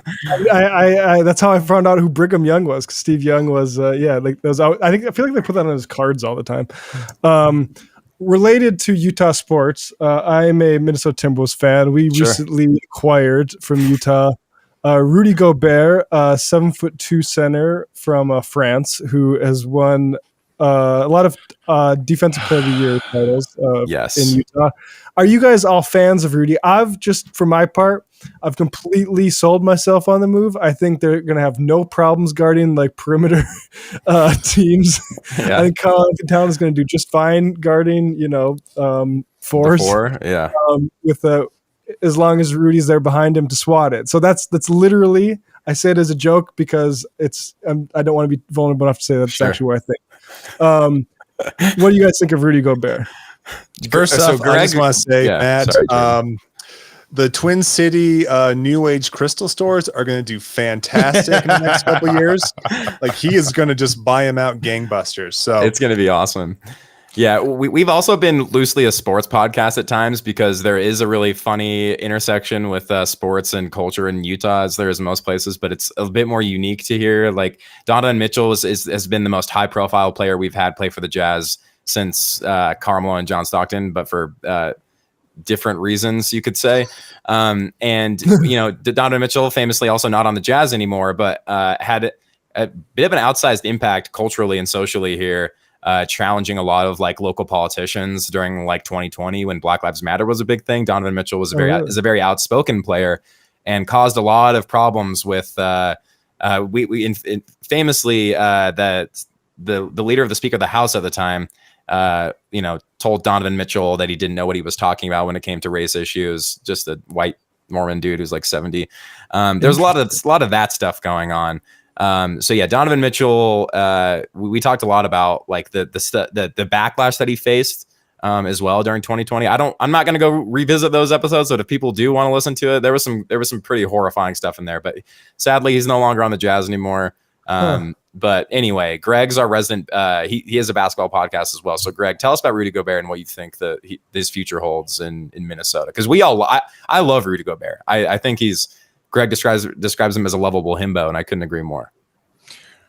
Rudy Gobert is so fucking good at basketball. Yes. And he's going to do really incredible things. We've really talked about this at length. I co-host a basketball podcast with Sarah Todd from the Deseret News, who is the NBA or the Utah Jazz beat writer. And I think what he does and how he will fit in Minnesota is pretty seamless in that he complements everything that Karl Anthony Town does. Like his strengths are Town's weaknesses and vice versa. And I think this allows Towns to be able to stretch the floor. I also feel like the big problem with the Jazz was that they had no perimeter defense whatsoever, which isn't the case with the Minnesota Timberwolves. And he's going into a better supporting cast, you know, and he and D'Lo, I think, are going to be able to do amazing things as far as the pick and roll game goes. He's quite like it's a big joke in basketball Twitter about Rudy Gobert's screen assists, but he quite literally sets the best screens in the league. He's gigantic. He's going to get guys wide open shots. Like I really think this is the year that Anthony Edwards makes the jump, and I think that Rudy Gobert is going to be critical in that, especially with his screening. And honestly, I really love it, and I think it's such a bold, ballsy move by the Minnesota Timberwolves to do this, realizing that you have such a finite window in the NBA to be able to win. And for them to make that big move, they kind of mortgaged their future and they gave away a king's ransom for Rudy Gobert, but you're getting literally the best defensive player and a top 20 player in the league on your team. And I think shameless plug, we're doing our big season's preview episode this week, and the Minnesota Timberwolves are my league pass team for the Western Conference. They're Same, dude. Super fun to watch. I like Cat. I like D'Lo. I think Anthony Edwards is one of the most watchable guys in the league, and I think that adding someone like Rudy Gobert, like it's such a swing for the fences, but I think it's going to pay huge dividends. And I expect him to have an individually great season, and I expect the Minnesota Timberwolves to be super competitive in a jam-packed Western Conference. Yeah. We all, I mean, I love Rudy. We aren't bitter Rudy. Like we want him to succeed more than anything. So I really enjoyed watching the T-Wolves last in the playoffs. And really am looking forward to watching them again this year more than the Jazz. We all want the Jazz to lose every single game to try to get Victor, but like the Jazz will somehow let us down and probably win more than they're supposed to. And Mike Conley's going to have a career year and it's going to be a nightmare for us. But no, the T-Wolves, there's nothing that would make me happier than for Rudy Gobert to win a championship with the T-Wolves. That would be like, I would feel so vindicated. You have no idea, because it's so frustrating, annoying to see like the meme side of NBA Twitter be so harsh on Rudy Gobert when it was like our tiny little guards, Donovan Mitchell, who lies about his height, bless his heart, love the guy, not 6'3", Mike Conley, also a tiny little guy, watching them get blown by every single time, and then Rudy having to cover it up for them for, you know, game after game after game. That was really frustrating to watch, and it was really evident to all of those who watched every Jazz game, but it was not so evident to like a lot of national commentators. So we're all very much on board the Rudy train and wish that we had it work out in our window, because our window, we had it and it passed. So credit to the Jazz for like destroying it all and tearing it back down, because I think that's something that a lot of teams are unwilling to do. So I'm glad famous BYU alumni Danny Ainge was willing to do it. But yeah, I think I would love to see Rudy succeed. There's nothing I want more right now. And then again, the Crystal Shops also. I really think that he's, because like you said, like you got Anthony Edwards and Jaden McDaniels playing wing defense. Jaden's That's awesome. Entirely Jaden's different. so than what, good, man. Jazz could have drafted him and didn't.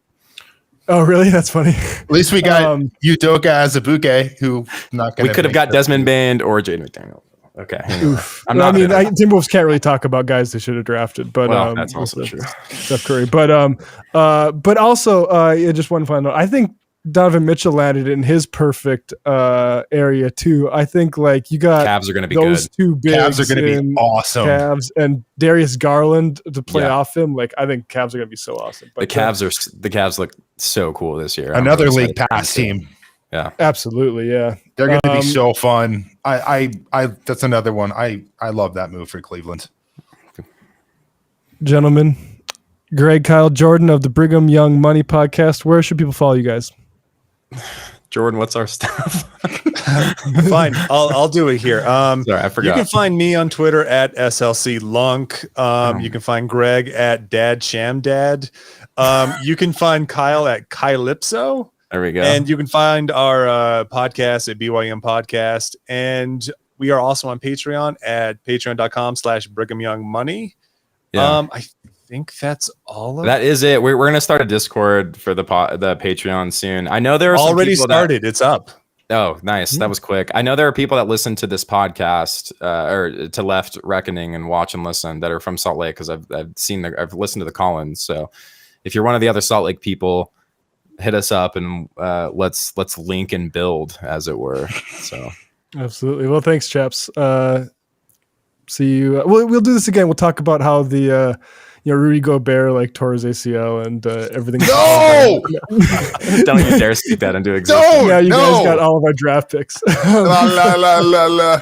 I'm just talking about as a Minnesota sports fan. That's I'm sorry. Actually, no, you do make some. I think I'm going to start writing columns about how, Karl Anthony Towns is really weak, and that's why he needed Rudy Gobert. And I'll try to just try to make things as miserable for Minnesota as possible, so that they suck this season, so that we can get even more picks. Yeah, Matt, we have to have you on because you're at the perfect intersection of sports and politics that we also love. So we should make that happen sometime. The part that really annoys a certain part of the sportsverse fan base. Yeah. Yes, dude, it's really fun. We love that. So, anyway, right, thanks guys, for having us on, man. I really appreciate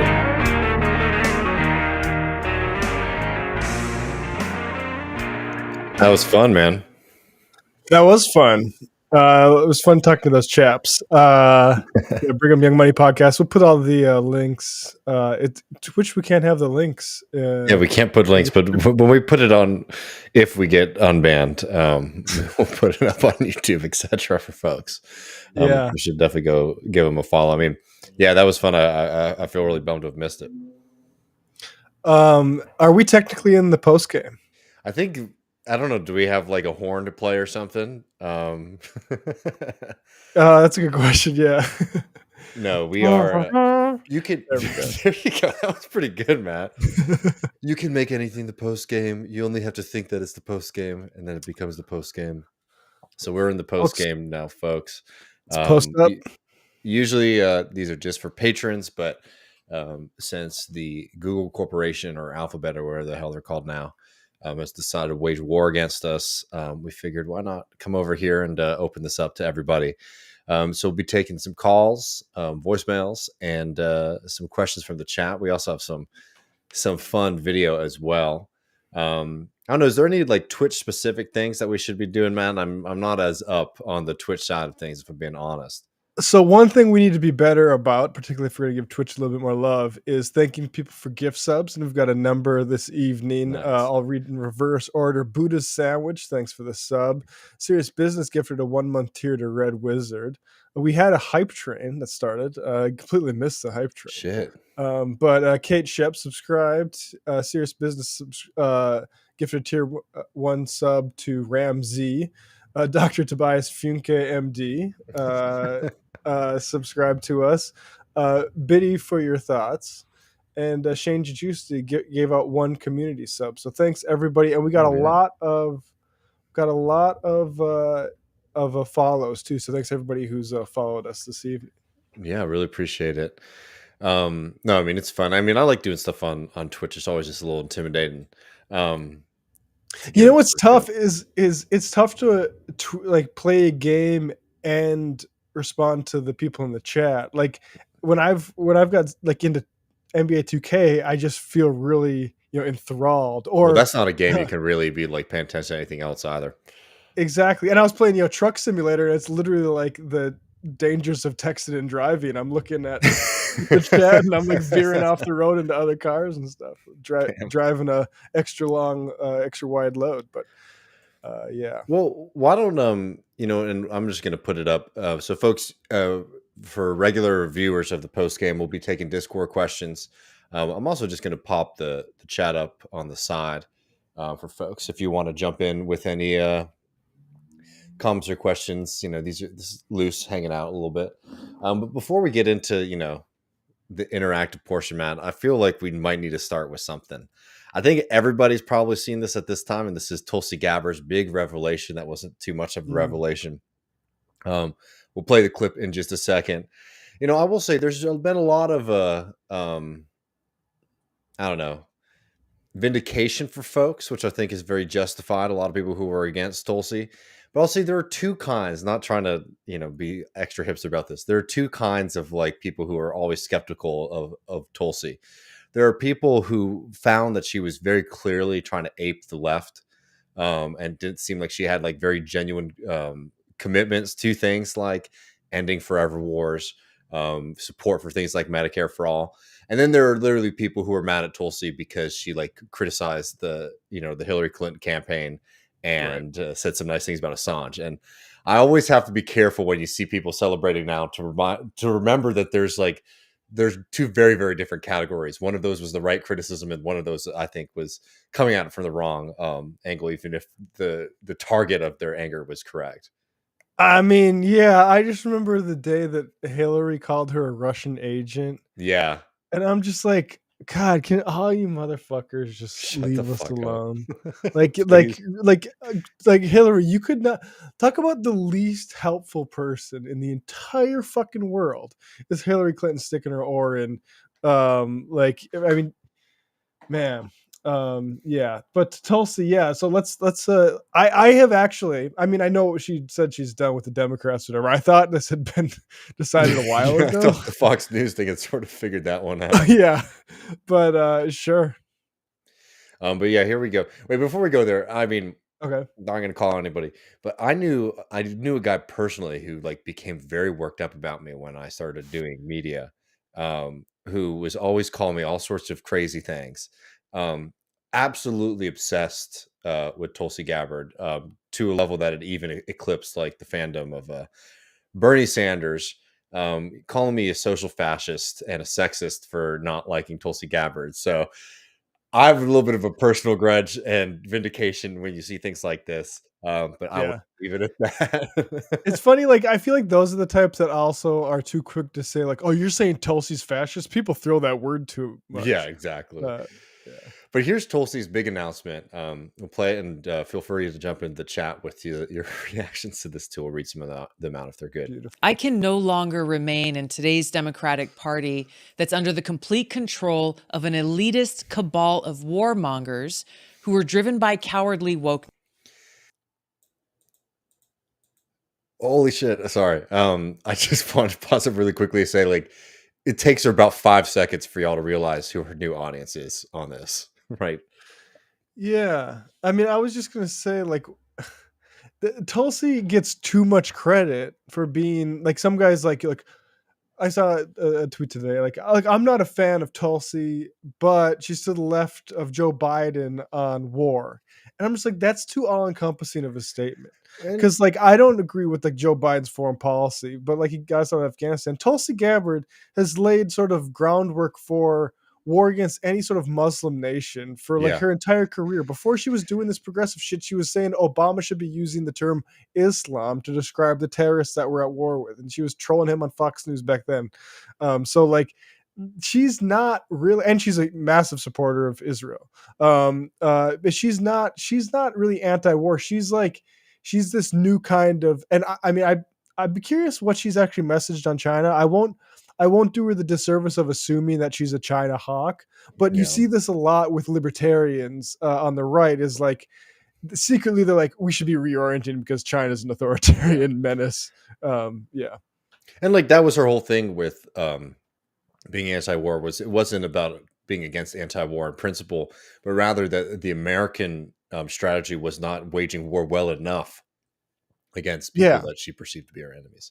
Wisely enough, Let's let her go for a little bit more. Who divide us by racializing every issue and stoking anti-white racism, who actively work to undermine our God-given freedoms that are enshrined in our Constitution, who are hostile to people of faith and spirituality, who demonize the police but protect criminals at the expense of law-abiding Americans, who believe in open borders, who weaponize the national security state to go after their political opponents, and above all, who are dragging us ever closer to nuclear war.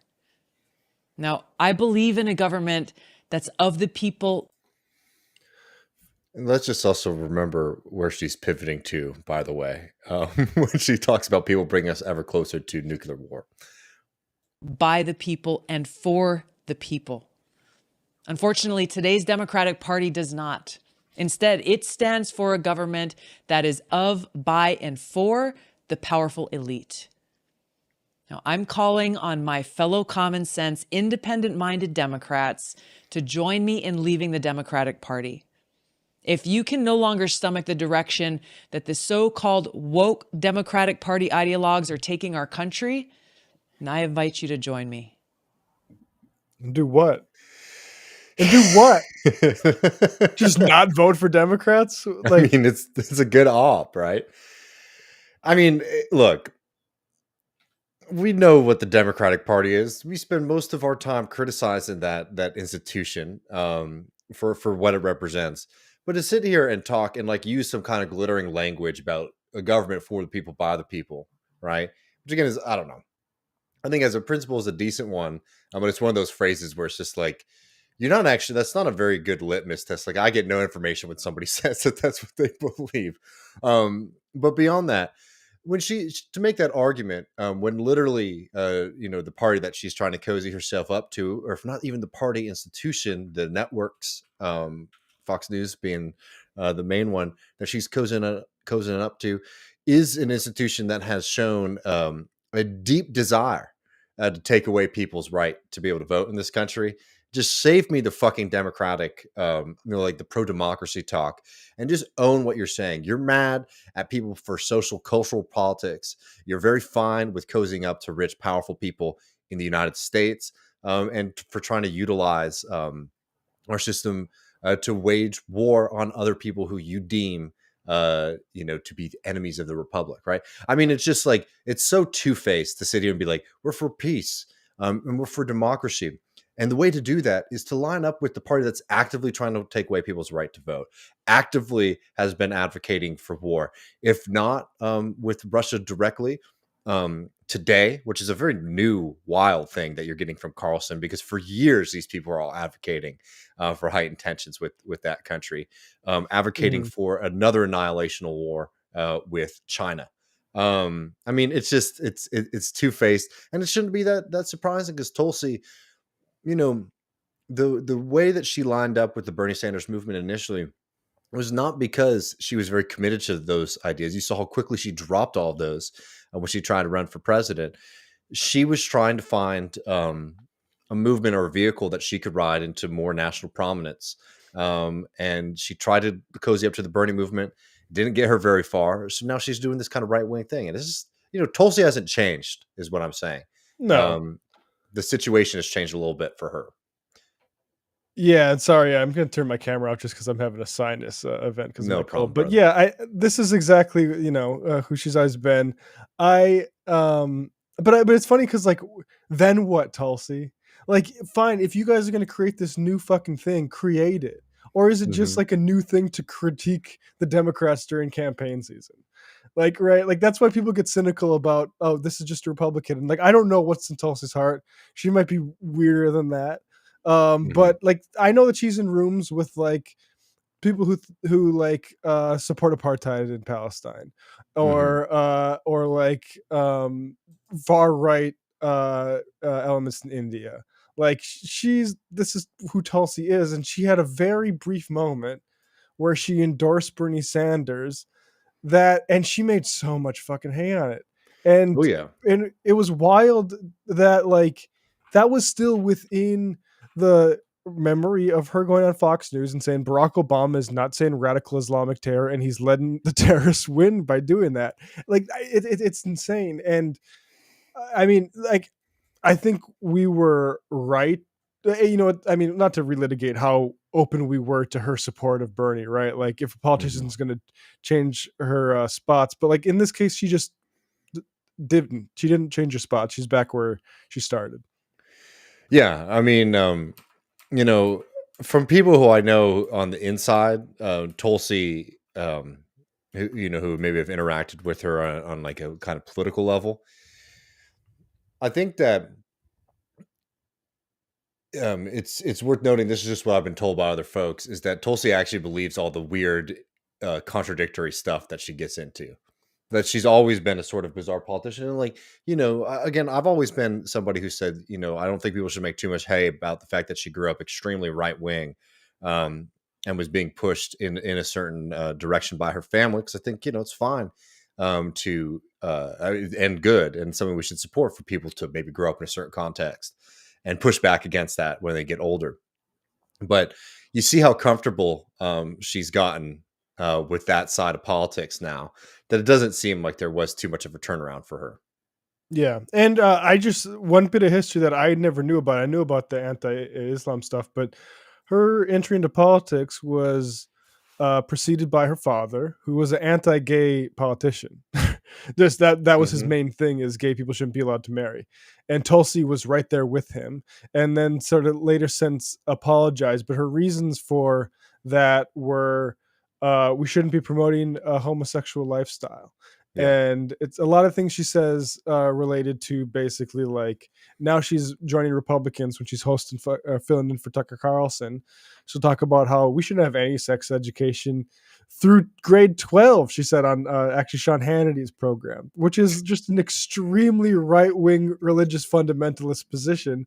Totally. But she serves and she endorsed Bernie. So, Yeah. Trash. Tulsi's been trash for a long time. I don't even think this isn't even like we've known for a while.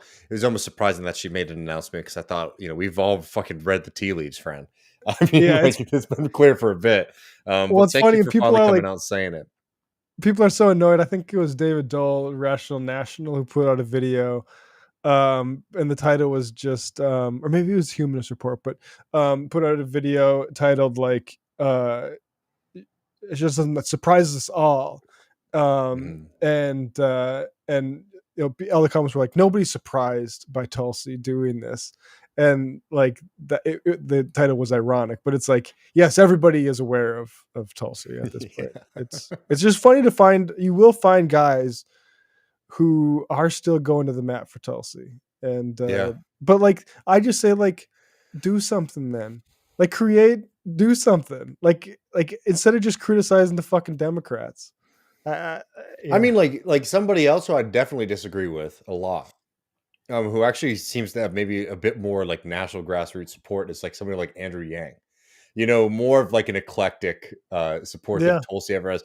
And you have these like big brain boys, like Tim, what's his name? Poole, who's like a big Tulsi lover, was like, a big fan of hers. And then I think, the challenge is there, Matt. It's like, then do something. Look, she's left the woke media behind. She's left the left. Let's prove this thesis that this is what the country is clamoring for hyper Islamophobic surfers from Hawaii. That we'll see how well it works. Medicare for all is anti-American. Yeah, I mean, like, fine, do something about it. It's the same with the MAGA communists. Like, do something then, guys. Like, let's see it. Like, the Green Party has one actual like city council seats and stuff like that. Not as much as we should, but like, if you're so serious, let's just see it happen, as opposed to just say like, actually, Trump is better than Biden. And it's like, well, thanks. So we just then just vote for fucking Republicans then. Like, right? That's where a lot of this leave the Democratic Party stuff has gone. Which again, like, I don't advocate for the Democratic Party, right? It's like, that's the thing too that's so frustrating about these people, is it's such baby brain stuff to think they're the first people brave enough, or the first people smart enough to get out of the duopoly. I mean, people always, we get comments all the time. It's like, you got to stop thinking in a duopoly mindset. It's like, what are you hearing from, like, what world do you live in where you think y'all are the first people to come up with this realization that the Democratic Party does not serve the interests of working people? We've been here for fucking, for over 100 years, Bubba. Like, we've been on this shit. It's y'all who think that you found out some kind of skeleton key to politics, instead of like the real hard work of like, organizing people for better political alternative. They think they can just create weird little media empires and like strange candidates, hybrid candidates of like Democratic and Republican mainstream political ideas. And that's going to be the thing that opens up the door for people. Sorry, friends, it won't. Why Trump was successful is because capital backed him. Capital backed Trump because Trump was a great wrecking ball for them. He's helpful for them. And you're not going to see that from anyone, no matter how much kind of experimentation you do in your head about what kind of Frankenstein candidate is going to be able to line up, different levels of popular support on this issue or that issue, until it lines up with the interests of capital. The only other option is the much harder fucking one, which is why it hasn't been successful or done yet, is to actually build a working class consciousness and a class movement that is able to capture that consciousness into political action. It's easy to say. It's really easy to say. It's really fucking hard to do. And that's the quagmire. That's why we're all in this moment right now. And why I'm so tired, I guess, why I'm a little frustrated on this. I'm so tired of these fucking big brain guys who think they're the first people to realize there's a contradiction in American politics, right? Where, working class people want a certain kind of world and they don't get it. And like the answer again is to just like support weird media grifters like Tulsi Gabbard, or to tail the fucking MAGA movement, which is like the least grassroots movement you could ever imagine. There is no MAGA movement. There is no Trump movement. It is a top-down media spectacle that is fueled by American capital for the ends of harming the working class movement and destroying any sense of regulation, destroying any tatters that are left of the welfare system in this country.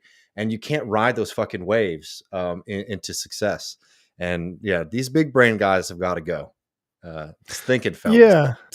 And it's funny, like Tulsi, she talks about, well, first of all, the duopoly folks, it is just like, oh, okay, you're where I was in like 2007 listening to a guy in my English class talk about Ron Paul. Yeah. Right. And it's like, it's nice. These two parties, they both suck, Wow. That's the thing, is like, you try not to be too condescending, because fundamentally, like, everybody does need to go through this realization, but then you get so sort of like, sort of aggressive with your frankly late understanding with something, that you start attacking people. And like with Tulsi, look, it should be obvious to folks when somebody like Tulsi talks about the powerful elites, that run the Democratic Party. It's like, who the fuck? Like, I'm sorry, I try not to be alarmist about those things, but that's some language right there. You know what I mean? Right. Like, anyone who does broadcasting or public speaking for a living, even if like, somebody might say something, right, that you could read as a dog whistle, like in casual conversation. Right. Mm-hmm. And, you can give people the benefit of the doubt, I think, most of the time. Right. Right. Unless they've given you reason to like suspect something. But somebody like that who's planning something out, is recording, I'm sure that wasn't the first take of that. Yeah. You're utilizing certain kinds of language there for a reason. Yeah. And I think that's a good point. And like especially in the wake of like where Kanye has been, like the sort of dog whistle aspect of that is true. And so you're specifically using that for a reason, and you're specifically not using the language that Marxists would use, which is say capitalists, because you want to make this about like politicians. It's Hillary Clinton. It's these dastardly politicians that, and you know what, who likes this? Business owners. Yes. Like, they like you talk about that. I saw somebody post a Reagan thing where he's like, I have a principle that the people should be above the government. When Ronald Reagan talks about the people, he means capitalists. That's the only fucking people that Ronald Reagan has time to think of as people. And so that's what's really frustrating. Like, that should be, when powerful elites and people won't say capitalists, that's all there is to it. And I mean, they'll get closer to it when they'll start talking about like financiers, three parentheses. But international financiers, right? Right, not, exactly. Good old boys. Exactly. Well, while we're on that class of people, because again, you talk about global elites and financiers. It is interesting what groups do get left out. And I want to talk about a little corporation from Seattle called Starbucks. which has been having a very, very historic and incredible union push and continues to get victory after victory. This was pretty recent. I just want to show people the contempt that the company has for its workers and the kind of tactics they're using to try to, break solidarity with the strike. This is from TikTok here about one of the tactics they're using to try to union bust or stop a potential union move at a store that is on strike. The Starbucks on Elmwood Avenue in Buffalo, New York has been on strike since last Thursday. We're striking to protest Starbucks' retaliatory tactics and continued abuse towards us for becoming the first unionized store in the United States. Yes. Oh, correction. Yeah. So not union busting, attacking the union workers directly. Corporate decided to turn on our mobile order pay system, knowing that we were still striking and that the store was closed. This meant that Starbucks customers would place their order without arriving, pay for it, and then not be able to pick up their items. They would then take out that aggression on the striking workers. This morning, they did it again. Behind me is the mobile order pay screen. You can see that it is full of orders that have already been placed this morning. This store is still closed and we are still on strike, and these customers will not be able to pick up these products. Starbucks not only doesn't care about their workers and our rights, they also don't care about their loyal customers. They are continuing to defraud their customers by having them place orders and pay for them and then not be able to actually retrieve those items. This is completely disgusting, Starbucks. This is not a good look. Get it together. Yeah, and I think that that's a very good way to frame it too. Like, this is Starbucks saying that not only do they not care about the workers, they don't care about you as a customer. Yeah, and it's actually worse than defrauding. It's like because they're getting that money and maybe the refunded. They're using customers as basically weapons to break a strike. They're sending people hoping that they'll get pissed enough to throw aggression to the strike to hurt their morale. They're literally weaponizing their customers using an online app. And if it's not this, it's Starbucks not protecting their workers, for example, during the COVID pandemic, when there were mask mandates. Those workers were on the front lines with no protections. We had Nick Bolin on the program to talk about one particular story in Denver, where these workers were on the front lines. Starbucks was not doing enough to protect them, and they weren't giving them training. They weren't giving them security. And basically they were, having people who are already dealing with all of the difficulties that go with just making one of those stores function on a normal day, adding in, kind of social policing of people about whether or not they're wearing masks in their stores, which put people at risk of violence from unhinged people. And that was a conscious decision by the Starbucks Corporation because they weren't interested in spending the extra money or time or resources on protecting them.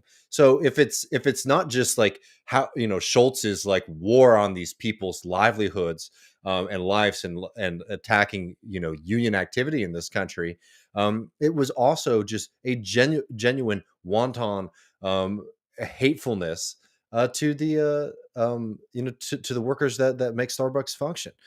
And solidarity with those workers. I think that this is something that we're seeing in other places as well, is extremely nasty, and it's a good reminder for folks. When we've talked to people who've been doing Starbucks union organizing across this country, Starbucks is trying to utilize the public in a negative way for these workers, right? To try to use like their frustration with how Starbucks is, stealing from them, right? By, accepting money for services that they cannot render. So Starbucks is trying to use like public anger to sort of break these strikes. It also shows how important it is for us to show up in solidarity and to continue showing up and showing that there's community support for these things. I'll also just say, going back to a Lula video that we put up a little while ago, where he was talking about how when a worker goes on strike, you can call the police and maybe get them arrested in Brazil. But what happens to an employer who's not paying their fair wages? They get protections from the state. I mean, where's the state on this? When Starbucks is knowingly accepting money for services they know they cannot provide because their working conditions have deteriorated to such an extent that workers are having to go on strike action to protect themselves. Where's the state saying, hey, Starbucks, you're stealing from people, and that's a criminal offense? I think if any of us were accepting money for services that we did not render, we'd be facing pretty steep punishment. But just goes to show how weak labor law is in this country, that Starbucks thinks that they can accept one, they expect to get little to no penalties, and then the ones that they get are so minor to them that they just, it's a business expense, cost of doing business, dealing with the NLRB. And we haven't talked about, press release Brandon. The NLRB has had some good decisions that have been, and I think even personnel changes that are, improvement on Republicans. However, that's not nearly good enough. And like you said, like Joe needs to be talking about this a lot more. It can't just be Bernie Sanders doing Instagram every other week. And ultimately that needs to be a focus for like demands, and especially like as a new president election comes up after this election, like we're going to start talking about that. Like these sorts of things need to be emphasized. I think. Well, talking about more defrauding and scams, I think something that will probably hearten the workers of Starbucks, as at least Howard Schultz hopes. New details have come out about Starbucks blockchain-based loyalty platform and NFT community. Oh, great! I can't believe they're still doing this, knowing everything that we know about NFTs and Web3 at this point. It's very funny to lean into it in the fall of 2022, when almost everybody has recognized that this was an insane scam. This is from September, but Starbucks is officially introducing Starbucks Odyssey, the coffee chain's first foray into building with Web3 technology. The new experience combines the company's successful Starbucks Rewards loyalty program with an NFT platform. I just have to dive in on the language there already. Like the first foray, that is an ideological statement suggesting that, this is something that is going to be here to stay, and there are going to be many forays into it. That's somebody's blowing smoke up Howard Schultz's ass, and Howard Schultz being like, yeah, this is what we need instead of unions. Wait, just on that, Ron DeSandwich says, Starbucks is so cheap they won't even pay to hire Pinkertons a union bust. So they're trying to get the customers to do the Pinkerton work for free. Yeah, I mean, neoliberalism is pretty innovative when it comes to austerity on all fronts. The company had earlier teased its Web3 plans to investors, saying it believed this new experience would build on the current Starbucks rewards model, where customers today earn stars, which can be exchanged for perks like free drinks. It envisions Starbucks Odyssey as a way for its most loyal customers to earn a broader set of rewards while also building community, Matt, like a union. Right. Yeah. Who needs a union when you have NFT instead of a free latte after you've purchased 12 lattes? This is a quote pushing it. It happens to be built on the blockchain and Web3 technologies, but the customer, Matt, to be honest, may very well not even know what they're doing is interacting with blockchain technology. It's just the enabler. To engage with Starbucks Odyssey experience. Who is that? That's Starbucks CMO Brady Brewer. Sounds about right. Okay, continue. To engage with the Starbucks Odyssey experience, Starbucks Rewards members will log into the web app using their existing loyalty program credentials. Once they're there, they'll be able to engage with various activities, which Starbucks called journeys. So it's also like dropping the NFT thing. It's just so dystopian to see here. It's like, y'all, you sell coffee, man. Like get people a drink. And pay your employees enough so that people can get their drinks, so they're not sitting there waiting all fucking day to get them, because y'all have understaffed purposefully locations across the country to union bus and also just to save money. But you motherfuckers are trying to make the punch card where you get a free drink like way too fancy. But these journeys are playing interactive games or taking on challenges designed to deepen their knowledge of the Starbucks brand or coffee in general. As they complete these journeys, members can collect early digital collectibles in the forms of NFTs. Starbucks obviously, however, does away with the tech lingo and calls these NFTs collectibles journey stamps instead. So yeah, they just needed a rebranding to get people to get behind this completely useless technology. I can't believe they're still jumping into this at this point. I also can't believe that there's still so many fucking people out there. We still get emails from folks about the revolutionary nature of Web3 and NFTs and the blockchain. And it's like this is a big corporation with as much money as you could want to implement a system like this. And the best they can think of you is fucking play Candy Crush on your cell phone, and you get a picture at the end of it for your fucking time. And pretty nasty. And I mean, yeah, like you see, like these are the leading capitalists, and you have Mark Zuckerberg just completely fumbling the bag with in his lifetime. Before he even grows old, Facebook is going to be a fucking dinosaur that nobody goes to, and they're going to try to revitalize it with VR goggles. Like and everyone's going to be on that, but no, they're fucking not. And you better hope so, because that's the only like you need everybody to be on Meta, because if not, then what are you doing? Funky Monk says there was a huge expose in the Post this weekend painting Schultz as the dude trying to save his company. Him kind of being an ass. Interviewed some organizers, covered that New York meeting. Was pretty good. Sans the pro Schultz slant. And Rick says, I love how they act like the blockchain just magically happens, as though there's no human labor done via the consensus mechanism.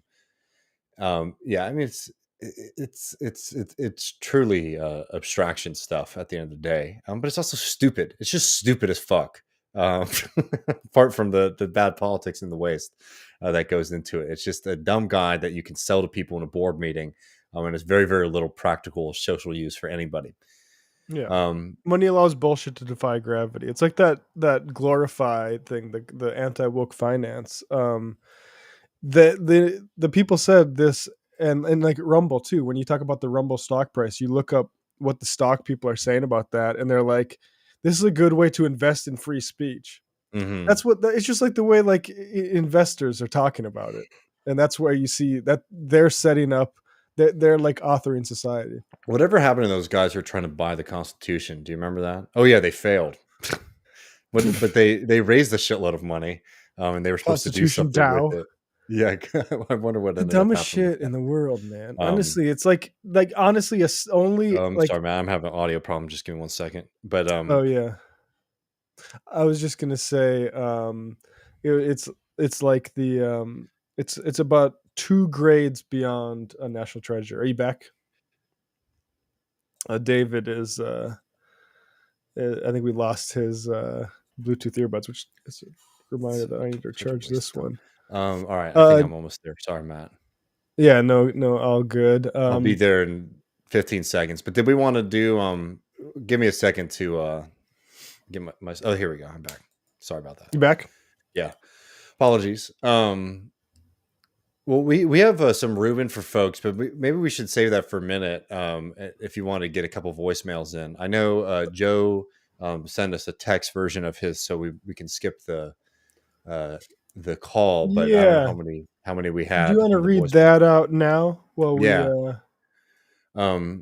Joe says the left in America seems to have lost the ability to understand, discuss high intensity conflicts. In a high intensity conflict like the war in Ukraine, the situation changes every few hours, with the information expiring after a few days at best. But the left has experience dealing with the last 20 years of low-intensity conflicts, in which the situation barely changes year by year. As such, most leftists are discussing the war in Ukraine as though it were a relatively static and unchanging thing, and that makes the few policy recommendations we put forth not fit the present reality of the conflict.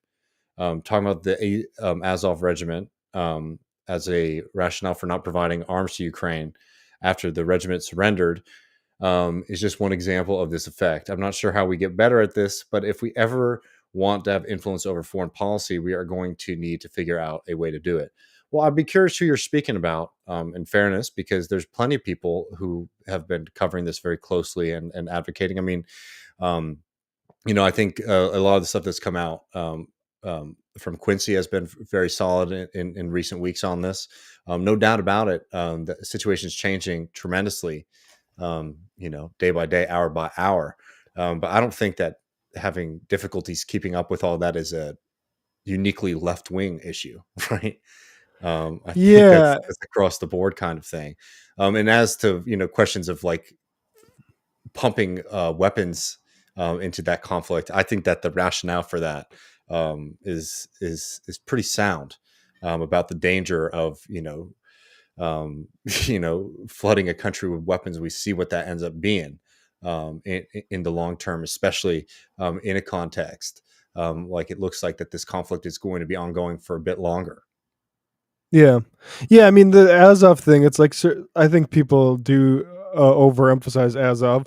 On the other hand, you see major media outlets trying to launder Azov, and like, and this is what this all is a symptom of powerlessness, and not the reason for such powerlessness.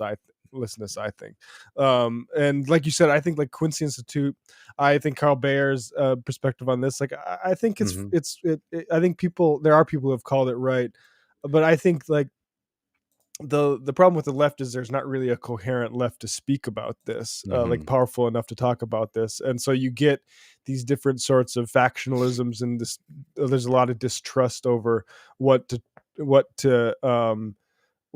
information to believe, because it's a war, and surprise, like between great powers, they're going to be shaping the narrative about what is happening in that, and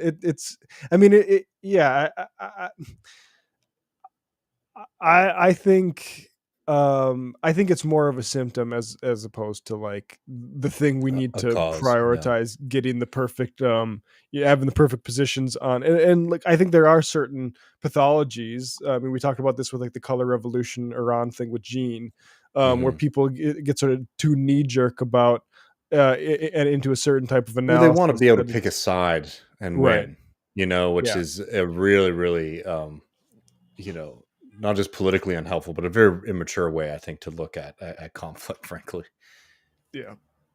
Got a call here. Let's go to the first one. Hi, Matt and David. Just wanted to begin by saying that I'm sorry that you have been censored for your views. I want to follow up by saying that the recent Australian political landscape has been very depressing. I've obviously talked a couple of times about the tax cuts. We had last week the Treasurer floated the idea of getting rid of the tax cuts, the flattening of the income tax rate, and was essentially stopped because members of his party said, well, we came to power on an integrity platform, and so if we go back against what we said we were going to do, it will lead people to think that politicians just lie and that they have no integrity, and therefore we must keep our promise with the people. This is the same government that said that they were going to introduce an integrity commission, which they're going to do that, but there won't be any public hearings. They've also kind of, said that they should have availability for like increases in like the unemployment benefits, all of these kind of things. So it really does seem quite hypocritical, and that they actually don't mean what they say, and they just want to kind of protect their own interests / not end up in a fight with their kind of the newspapers. Anyways, I hope all is well. Just wanted to say, because this is the Twitch kind of video, I always knew that David went for the long hairs. I know I've said that he is an Aggies man, but I know he is a Texas long hair fan, and I apologize for trolling you. I know that you're in a vulnerable state at the moment, so I just wanted to apologize to both of you. Anyway, gig 'em, gentlemen. Take care. I will say I appreciate. I mean, the Aussie thing about we have to keep our promises even if they're devastating for the country is quite dystopian. But I will say, in the spirit of Dylan bringing up my very, very successful Texas Longhorns, that I will not let YouTube step on that, because I had every intention of showing up for this show. Completely celebrating the 49-0 victory over the Oklahoma Sooners over the weekend.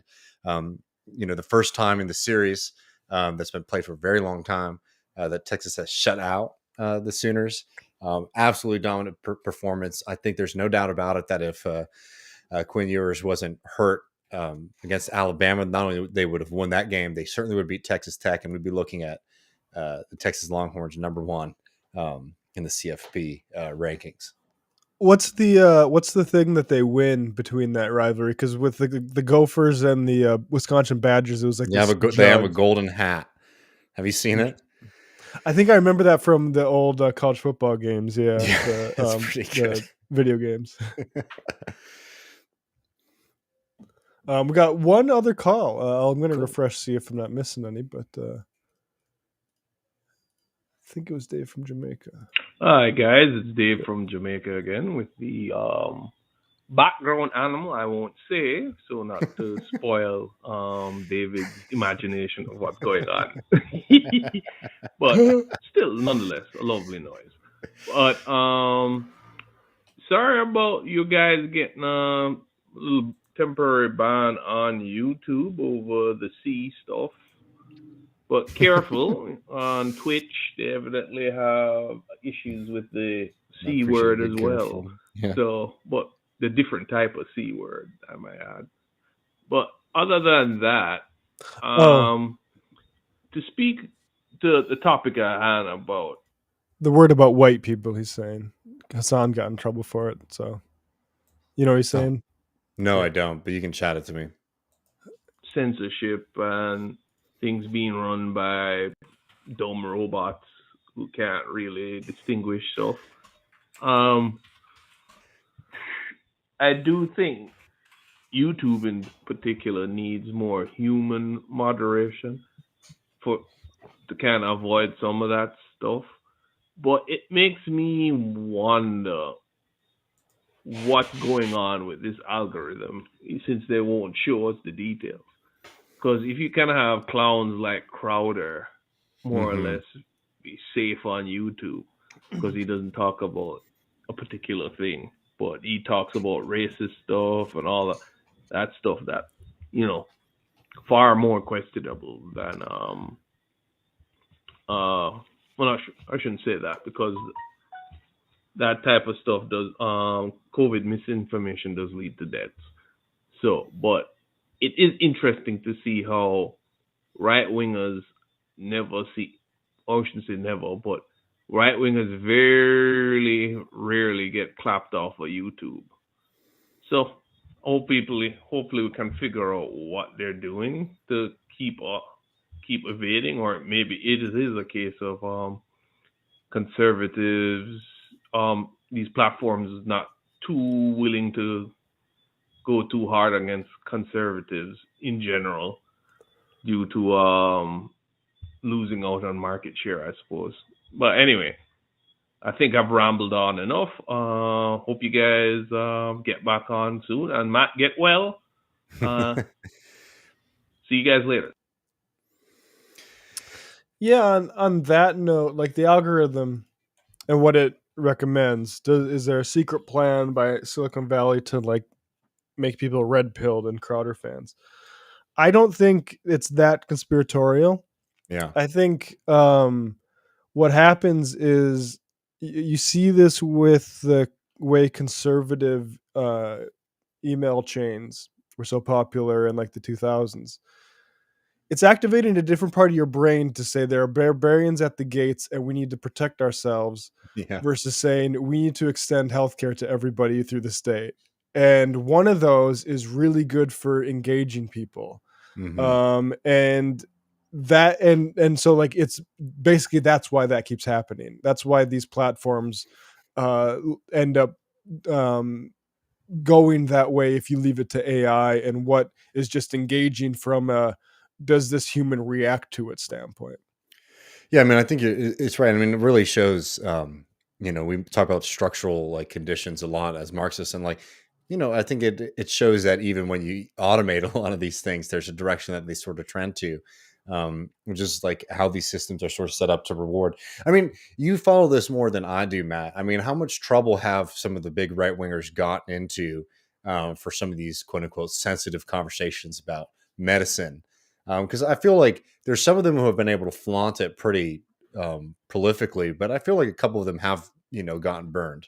They get run afoul the same policy we did, basically, and they take their week and they, you know, publicize it to full effect, and then they come back and you know, try to toe the line a little bit better. That's basically the situation it's in. All right. Well, I know Matt's battling a cold, so we don't want to make him stay too long, but we'll keep our eye out on the chat if anyone has anything in there. We have a couple more really juicy things to get into Yeah. when it comes to censorship regimes. Before we get to our boy, Matt, I don't know if you've seen this. There's this guy, immigrant in this country, Elon Musk, who's really trying to shake up the world of technology, and he's been dealing with some family problems. And far be it from me to really try to highlight and tease people too much about this. I would let this sit if it wasn't for what he blamed it on. So Elon Musk, if people haven't seen this, is a pretty good one. I'll just read the insider piece, and we have the actual original interview from the Financial Times.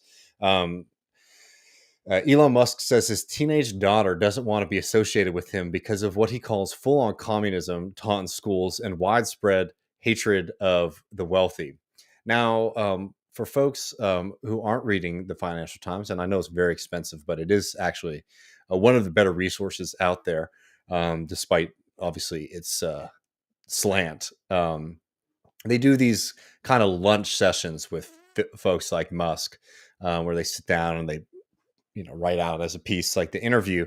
And let me just read this entire section here because it's pretty good. Musk has a dystopian view of the left's influence on America, which helps explain his wild pursuit of Twitter to liberate free speech.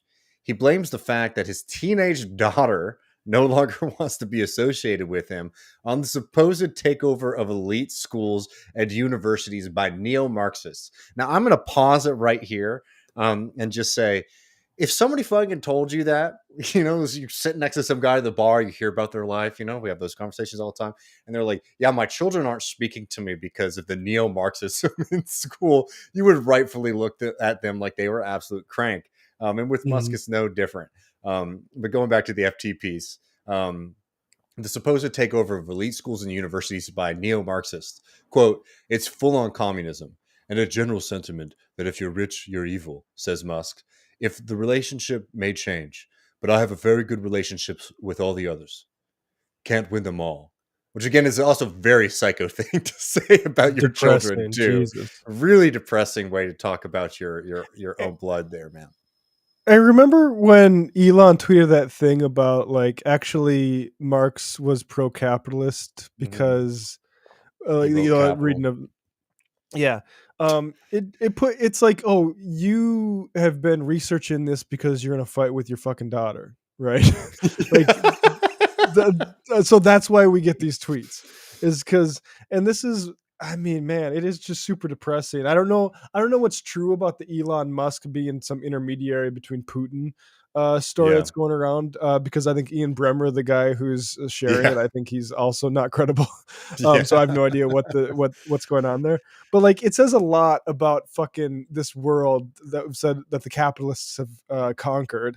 That's even plausible, and that one of the main sort of communications networks of this country, this motherfucker can just buy because he's like a divorced guy going through it, and he can just use companies to try to impose anti-neo-Marxism onto children. I mean, it's a very dangerous thing for society to allocate resources in such a way that a guy like Musk, who's very clearly going through a life crisis right now on many fronts, has the ability to drastically shape the world that we're living in and major platforms that we use, because his daughter won't talk to him anymore because he's an asshole. Not a good system, in my opinion, y'all. Yeah, it just reminds me of Friday, the Republicans tweeted out just a tweet that said it was just Elon, Kanye, Trump, and it's that's about right. So where you guys are at. Not that the Democrat version of that tweet would be much better, for being honest. I would love to see it, honestly. That's a good question. I mean, Lena Dunham, Kathy Griffin, and the Pajama Boy. And I mean, half of them would be Republicans. That's true too. Yeah, McMullen. Oh Lord. Should I try to get through this? Dave Rubin. Yeah, let's do this. I love this one so much. I mean, do you want to set this up at all, or do you want to get? I let got rip? it. So our boy Dave got his wish. He's been angling to be on Bill Maher's program for as long as I've been following Dave. He thinks Maher is winnable. Honestly, might not be wrong on certain things, but the problem with this is Rubin's too bought into an ideology. He is what he most feared, and it's getting in his way of connecting with people because he has this sit down with Bill Maher. It looks like, honestly, it looks like some sort of lounge in a European hotel. It looks really bad. And it's look, these clips are from Dave Rubin clips, or at Dave clips. I'm sure that there were like some good moments where they were getting along. Well. But these ones were very funny to me. So here's the first one where Dave is trying to talk about Trump, and Bill just isn't quite having it. Broken clock is right twice a day. The point of all that, he doesn't give a shit about that. He doesn't care about any of that stuff. He likes success and all the whatever. But that's what people love about him. He's authentic in that. It's so funny. Who would you say is more authentic, him or Joe Biden? Him, because who's more authentic, him or Elizabeth Warren? But authentic doesn't mean good. No, if you're authentically a crazy person, but if he's authentically a fucking moron and a crazy person. But Bill, yes, he is authentic. In a world of liars, a little authenticity goes a long way. So that's that might ridiculous. That's such a you know that's so good. It's kind of like It's just like Dave. Dave is just a fucking Republican operative, right? Like, you should be having this moment. You should be able to like back when Trump was elected, Dave was saying, look, I'm going to be there holding him to his feet to the fire just like anybody else. And now he's just so in the tank that you can't even have a moment with Bill Maher. You blow through his yellow and red lights about, please stop trying to sell me on Trump, because Bill Maher also has his own. This is about two different people with different audiences to like speak for, right? Bill Maher is still like a resistancy kind of guy. He might say some like things that are like anti-woke or whatever the fuck, but like he's not going to say Trump is good. Like he might occasionally like throw him a bone on some issue, but like if Bill Maher is just like, yeah, there's no difference between Trump and Democrats, there's no Bill Maher. And we also see this with Dave. Dave cannot get out of his own way and really tries to push this stuff. And I have to play the rest of this clip, and there's another clip after that. Goes a long way. So that's that might ridiculous. be that's such a dumb thing. You know what? It's kind of like when people say like, well, honesty is the most important thing in a relationship. No, it's not. No. Honesty's not that. Honesty will saved no relationships. Would you say we're I don't know where Bill's head is at for some like reason. that. fog of bullshit right now? Everything with this. The fact that he's authentic is not the most important thing. It's a nice thing. No, I didn't say it was the most important thing. Yeah, I kind of think you did. No, it's something though. It's something. No, but it doesn't matter if this is like authenticity that painting is in the service of Socrates like walking through the you know what I'm talking about? Like, no, it's something. It's something. Oh, I mean, it's a famous page. It's just like, how stupid is this conversation? You know, the great minds are meeting, and they're just like, Dave Rubin's like, it's something, and Bill Maher's like, yeah, it's something. We're like, what the fuck does that mean, man? Yeah, everything's something. Authenticity is in the service of being a fucking moron. But it was pretty good when he was president. What was pretty good? Well, we weren't in a recession. The border was a little bit better. We didn't have a crazy war in Ukraine. Like, there were things. Come on, you have to admit. Like, I get it. He also went after you personally. So I say it on my show all the time. Nothing to do with that. No, but that was only no. But I will grant you that for sure. Right. Like that doesn't bother me. I grant it with Meghan also, because he went after Meghan. Remember the bleeding for whatever. So it's like he went after you personally. If the president of the United States had ever said, Dave Rubin, whatever he said about you. Oh my God, how fucking stoked would Rubin be if Trump name checked him, though. I love this guy, Dave. Well, it's weird, though, because Dave has dueling allegiances. Because he's a DeSantis guy, too. Yeah, you're right. And That's gonna so be like really funny. Those guys are gonna and fuck that up. No, Matt. Wait, those guys are gonna fuck that up so bad once that I starts. think so. Because Rubin's whole thing is like, I don't really take a position on any of this. I'm just, a free thinking classical liberal. And it's like, no, you're gonna have to pick either Ronnie or Donnie. And I do not trust Rubin's instincts on that one, actually. I think he's gonna play both sides for too long. And I mean, as you know, from when we have done anything on Ron DeSantis, Ron DeSantis is like online dudes, at least, which is like Rubin's an online guy. Like that's what matters to him at the end of the day. Those guys are marching in formation, and they will destroy half-ass fence sitter like Rubin on that. And I still don't know if they've both picked a side. I'm gonna cough. Like Crowder had Don Jr. on and kind of teed him up to take a little hit at DeSantis because DeSantis is too poor where he could be bought. And Rubin, I would expect to take the DeSantis side because he's in Florida. But yeah. Anyway, here is this other clip where Bill Maher is really getting sick of Dave. I could make the case easily that it's a good thing just because, like, in your life, it's a good thing.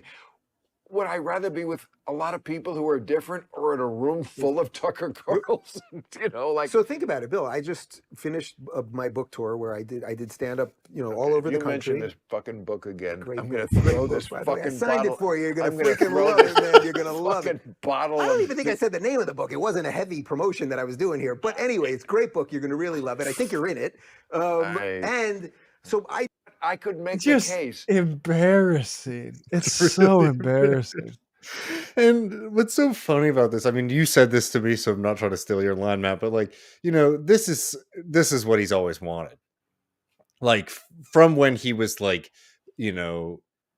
sliding his way up at TYT, like he wanted to be Maher's boy, and he gets his chance after, doing all of this grifting for years. And he's so far deep in his insane shit that he can't even like get the jouissance, right? He can't even get the satisfaction of like fucking being with Marcus. He has to say Trump is good and promote his shitty ass book to Bill Maher, who is so uninterested. I mean, that's got to sting.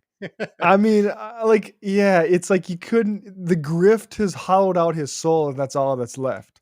Whereas, like, I think Ben Burgess did a pretty good job orienting himself on Rogan and like being there to make your points, and but also not just fucking there to sell and to try to like cloyingly be like, oh yeah, we agree. So you're actually in my book. I think you might be. Oh yeah, you're not fucking sure, Dave.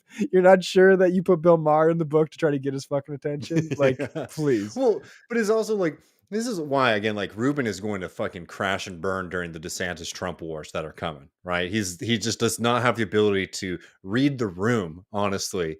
He needs it to be labeled clearly. I mean, that's why most of his early crowd work in comedy was demographic, right? He was like, how many lesbians are in the room? How many gay men are in the room? Like, he needs to figure that out before he opens his mouth. But Maher's like, you can keep your right-wing freak persona with Maher. You just talk about how Muslims are bad. You talk about how children are being forced into transitioning. Like, you do all that stuff, and Maher's gonna smoke his blunt, be stoked to be chilling with you. Yep. And you'll have no problems, and maybe get a pat on the back at the end, Dave. Yeah. But instead of being able to do that, he fucks it up by promoting a shitty book and saying how Trump's authentic, which again is like, you gotta have better material. Like, if you are like a propagandist like Rubin is at this point, like that's like dumb guy shit from like 2015. People who like they like the comedy of Trump running for president were like, well, he says what's on his mind. He's really shaking things up. Come on, man. He was president long enough that you should be able to say something a little bit more than he's off the cuff. Yeah, this is Bill Maher you're talking to. He's not going to be like, for all my criticisms with Bill Maher, he's not going to be bamboozled by a word like authentic. Like, right? Like, Like, well, what does that actually mean? How important is that? And Dave, which is the accurate question, like, what's the significance of this sort of authenticity if we're going to grant him that? And it's like fucking nil. And like that's because that's what like an adult thinks, as opposed to like somebody who's brain gets fixated on like marketing buzzwords from like 2011.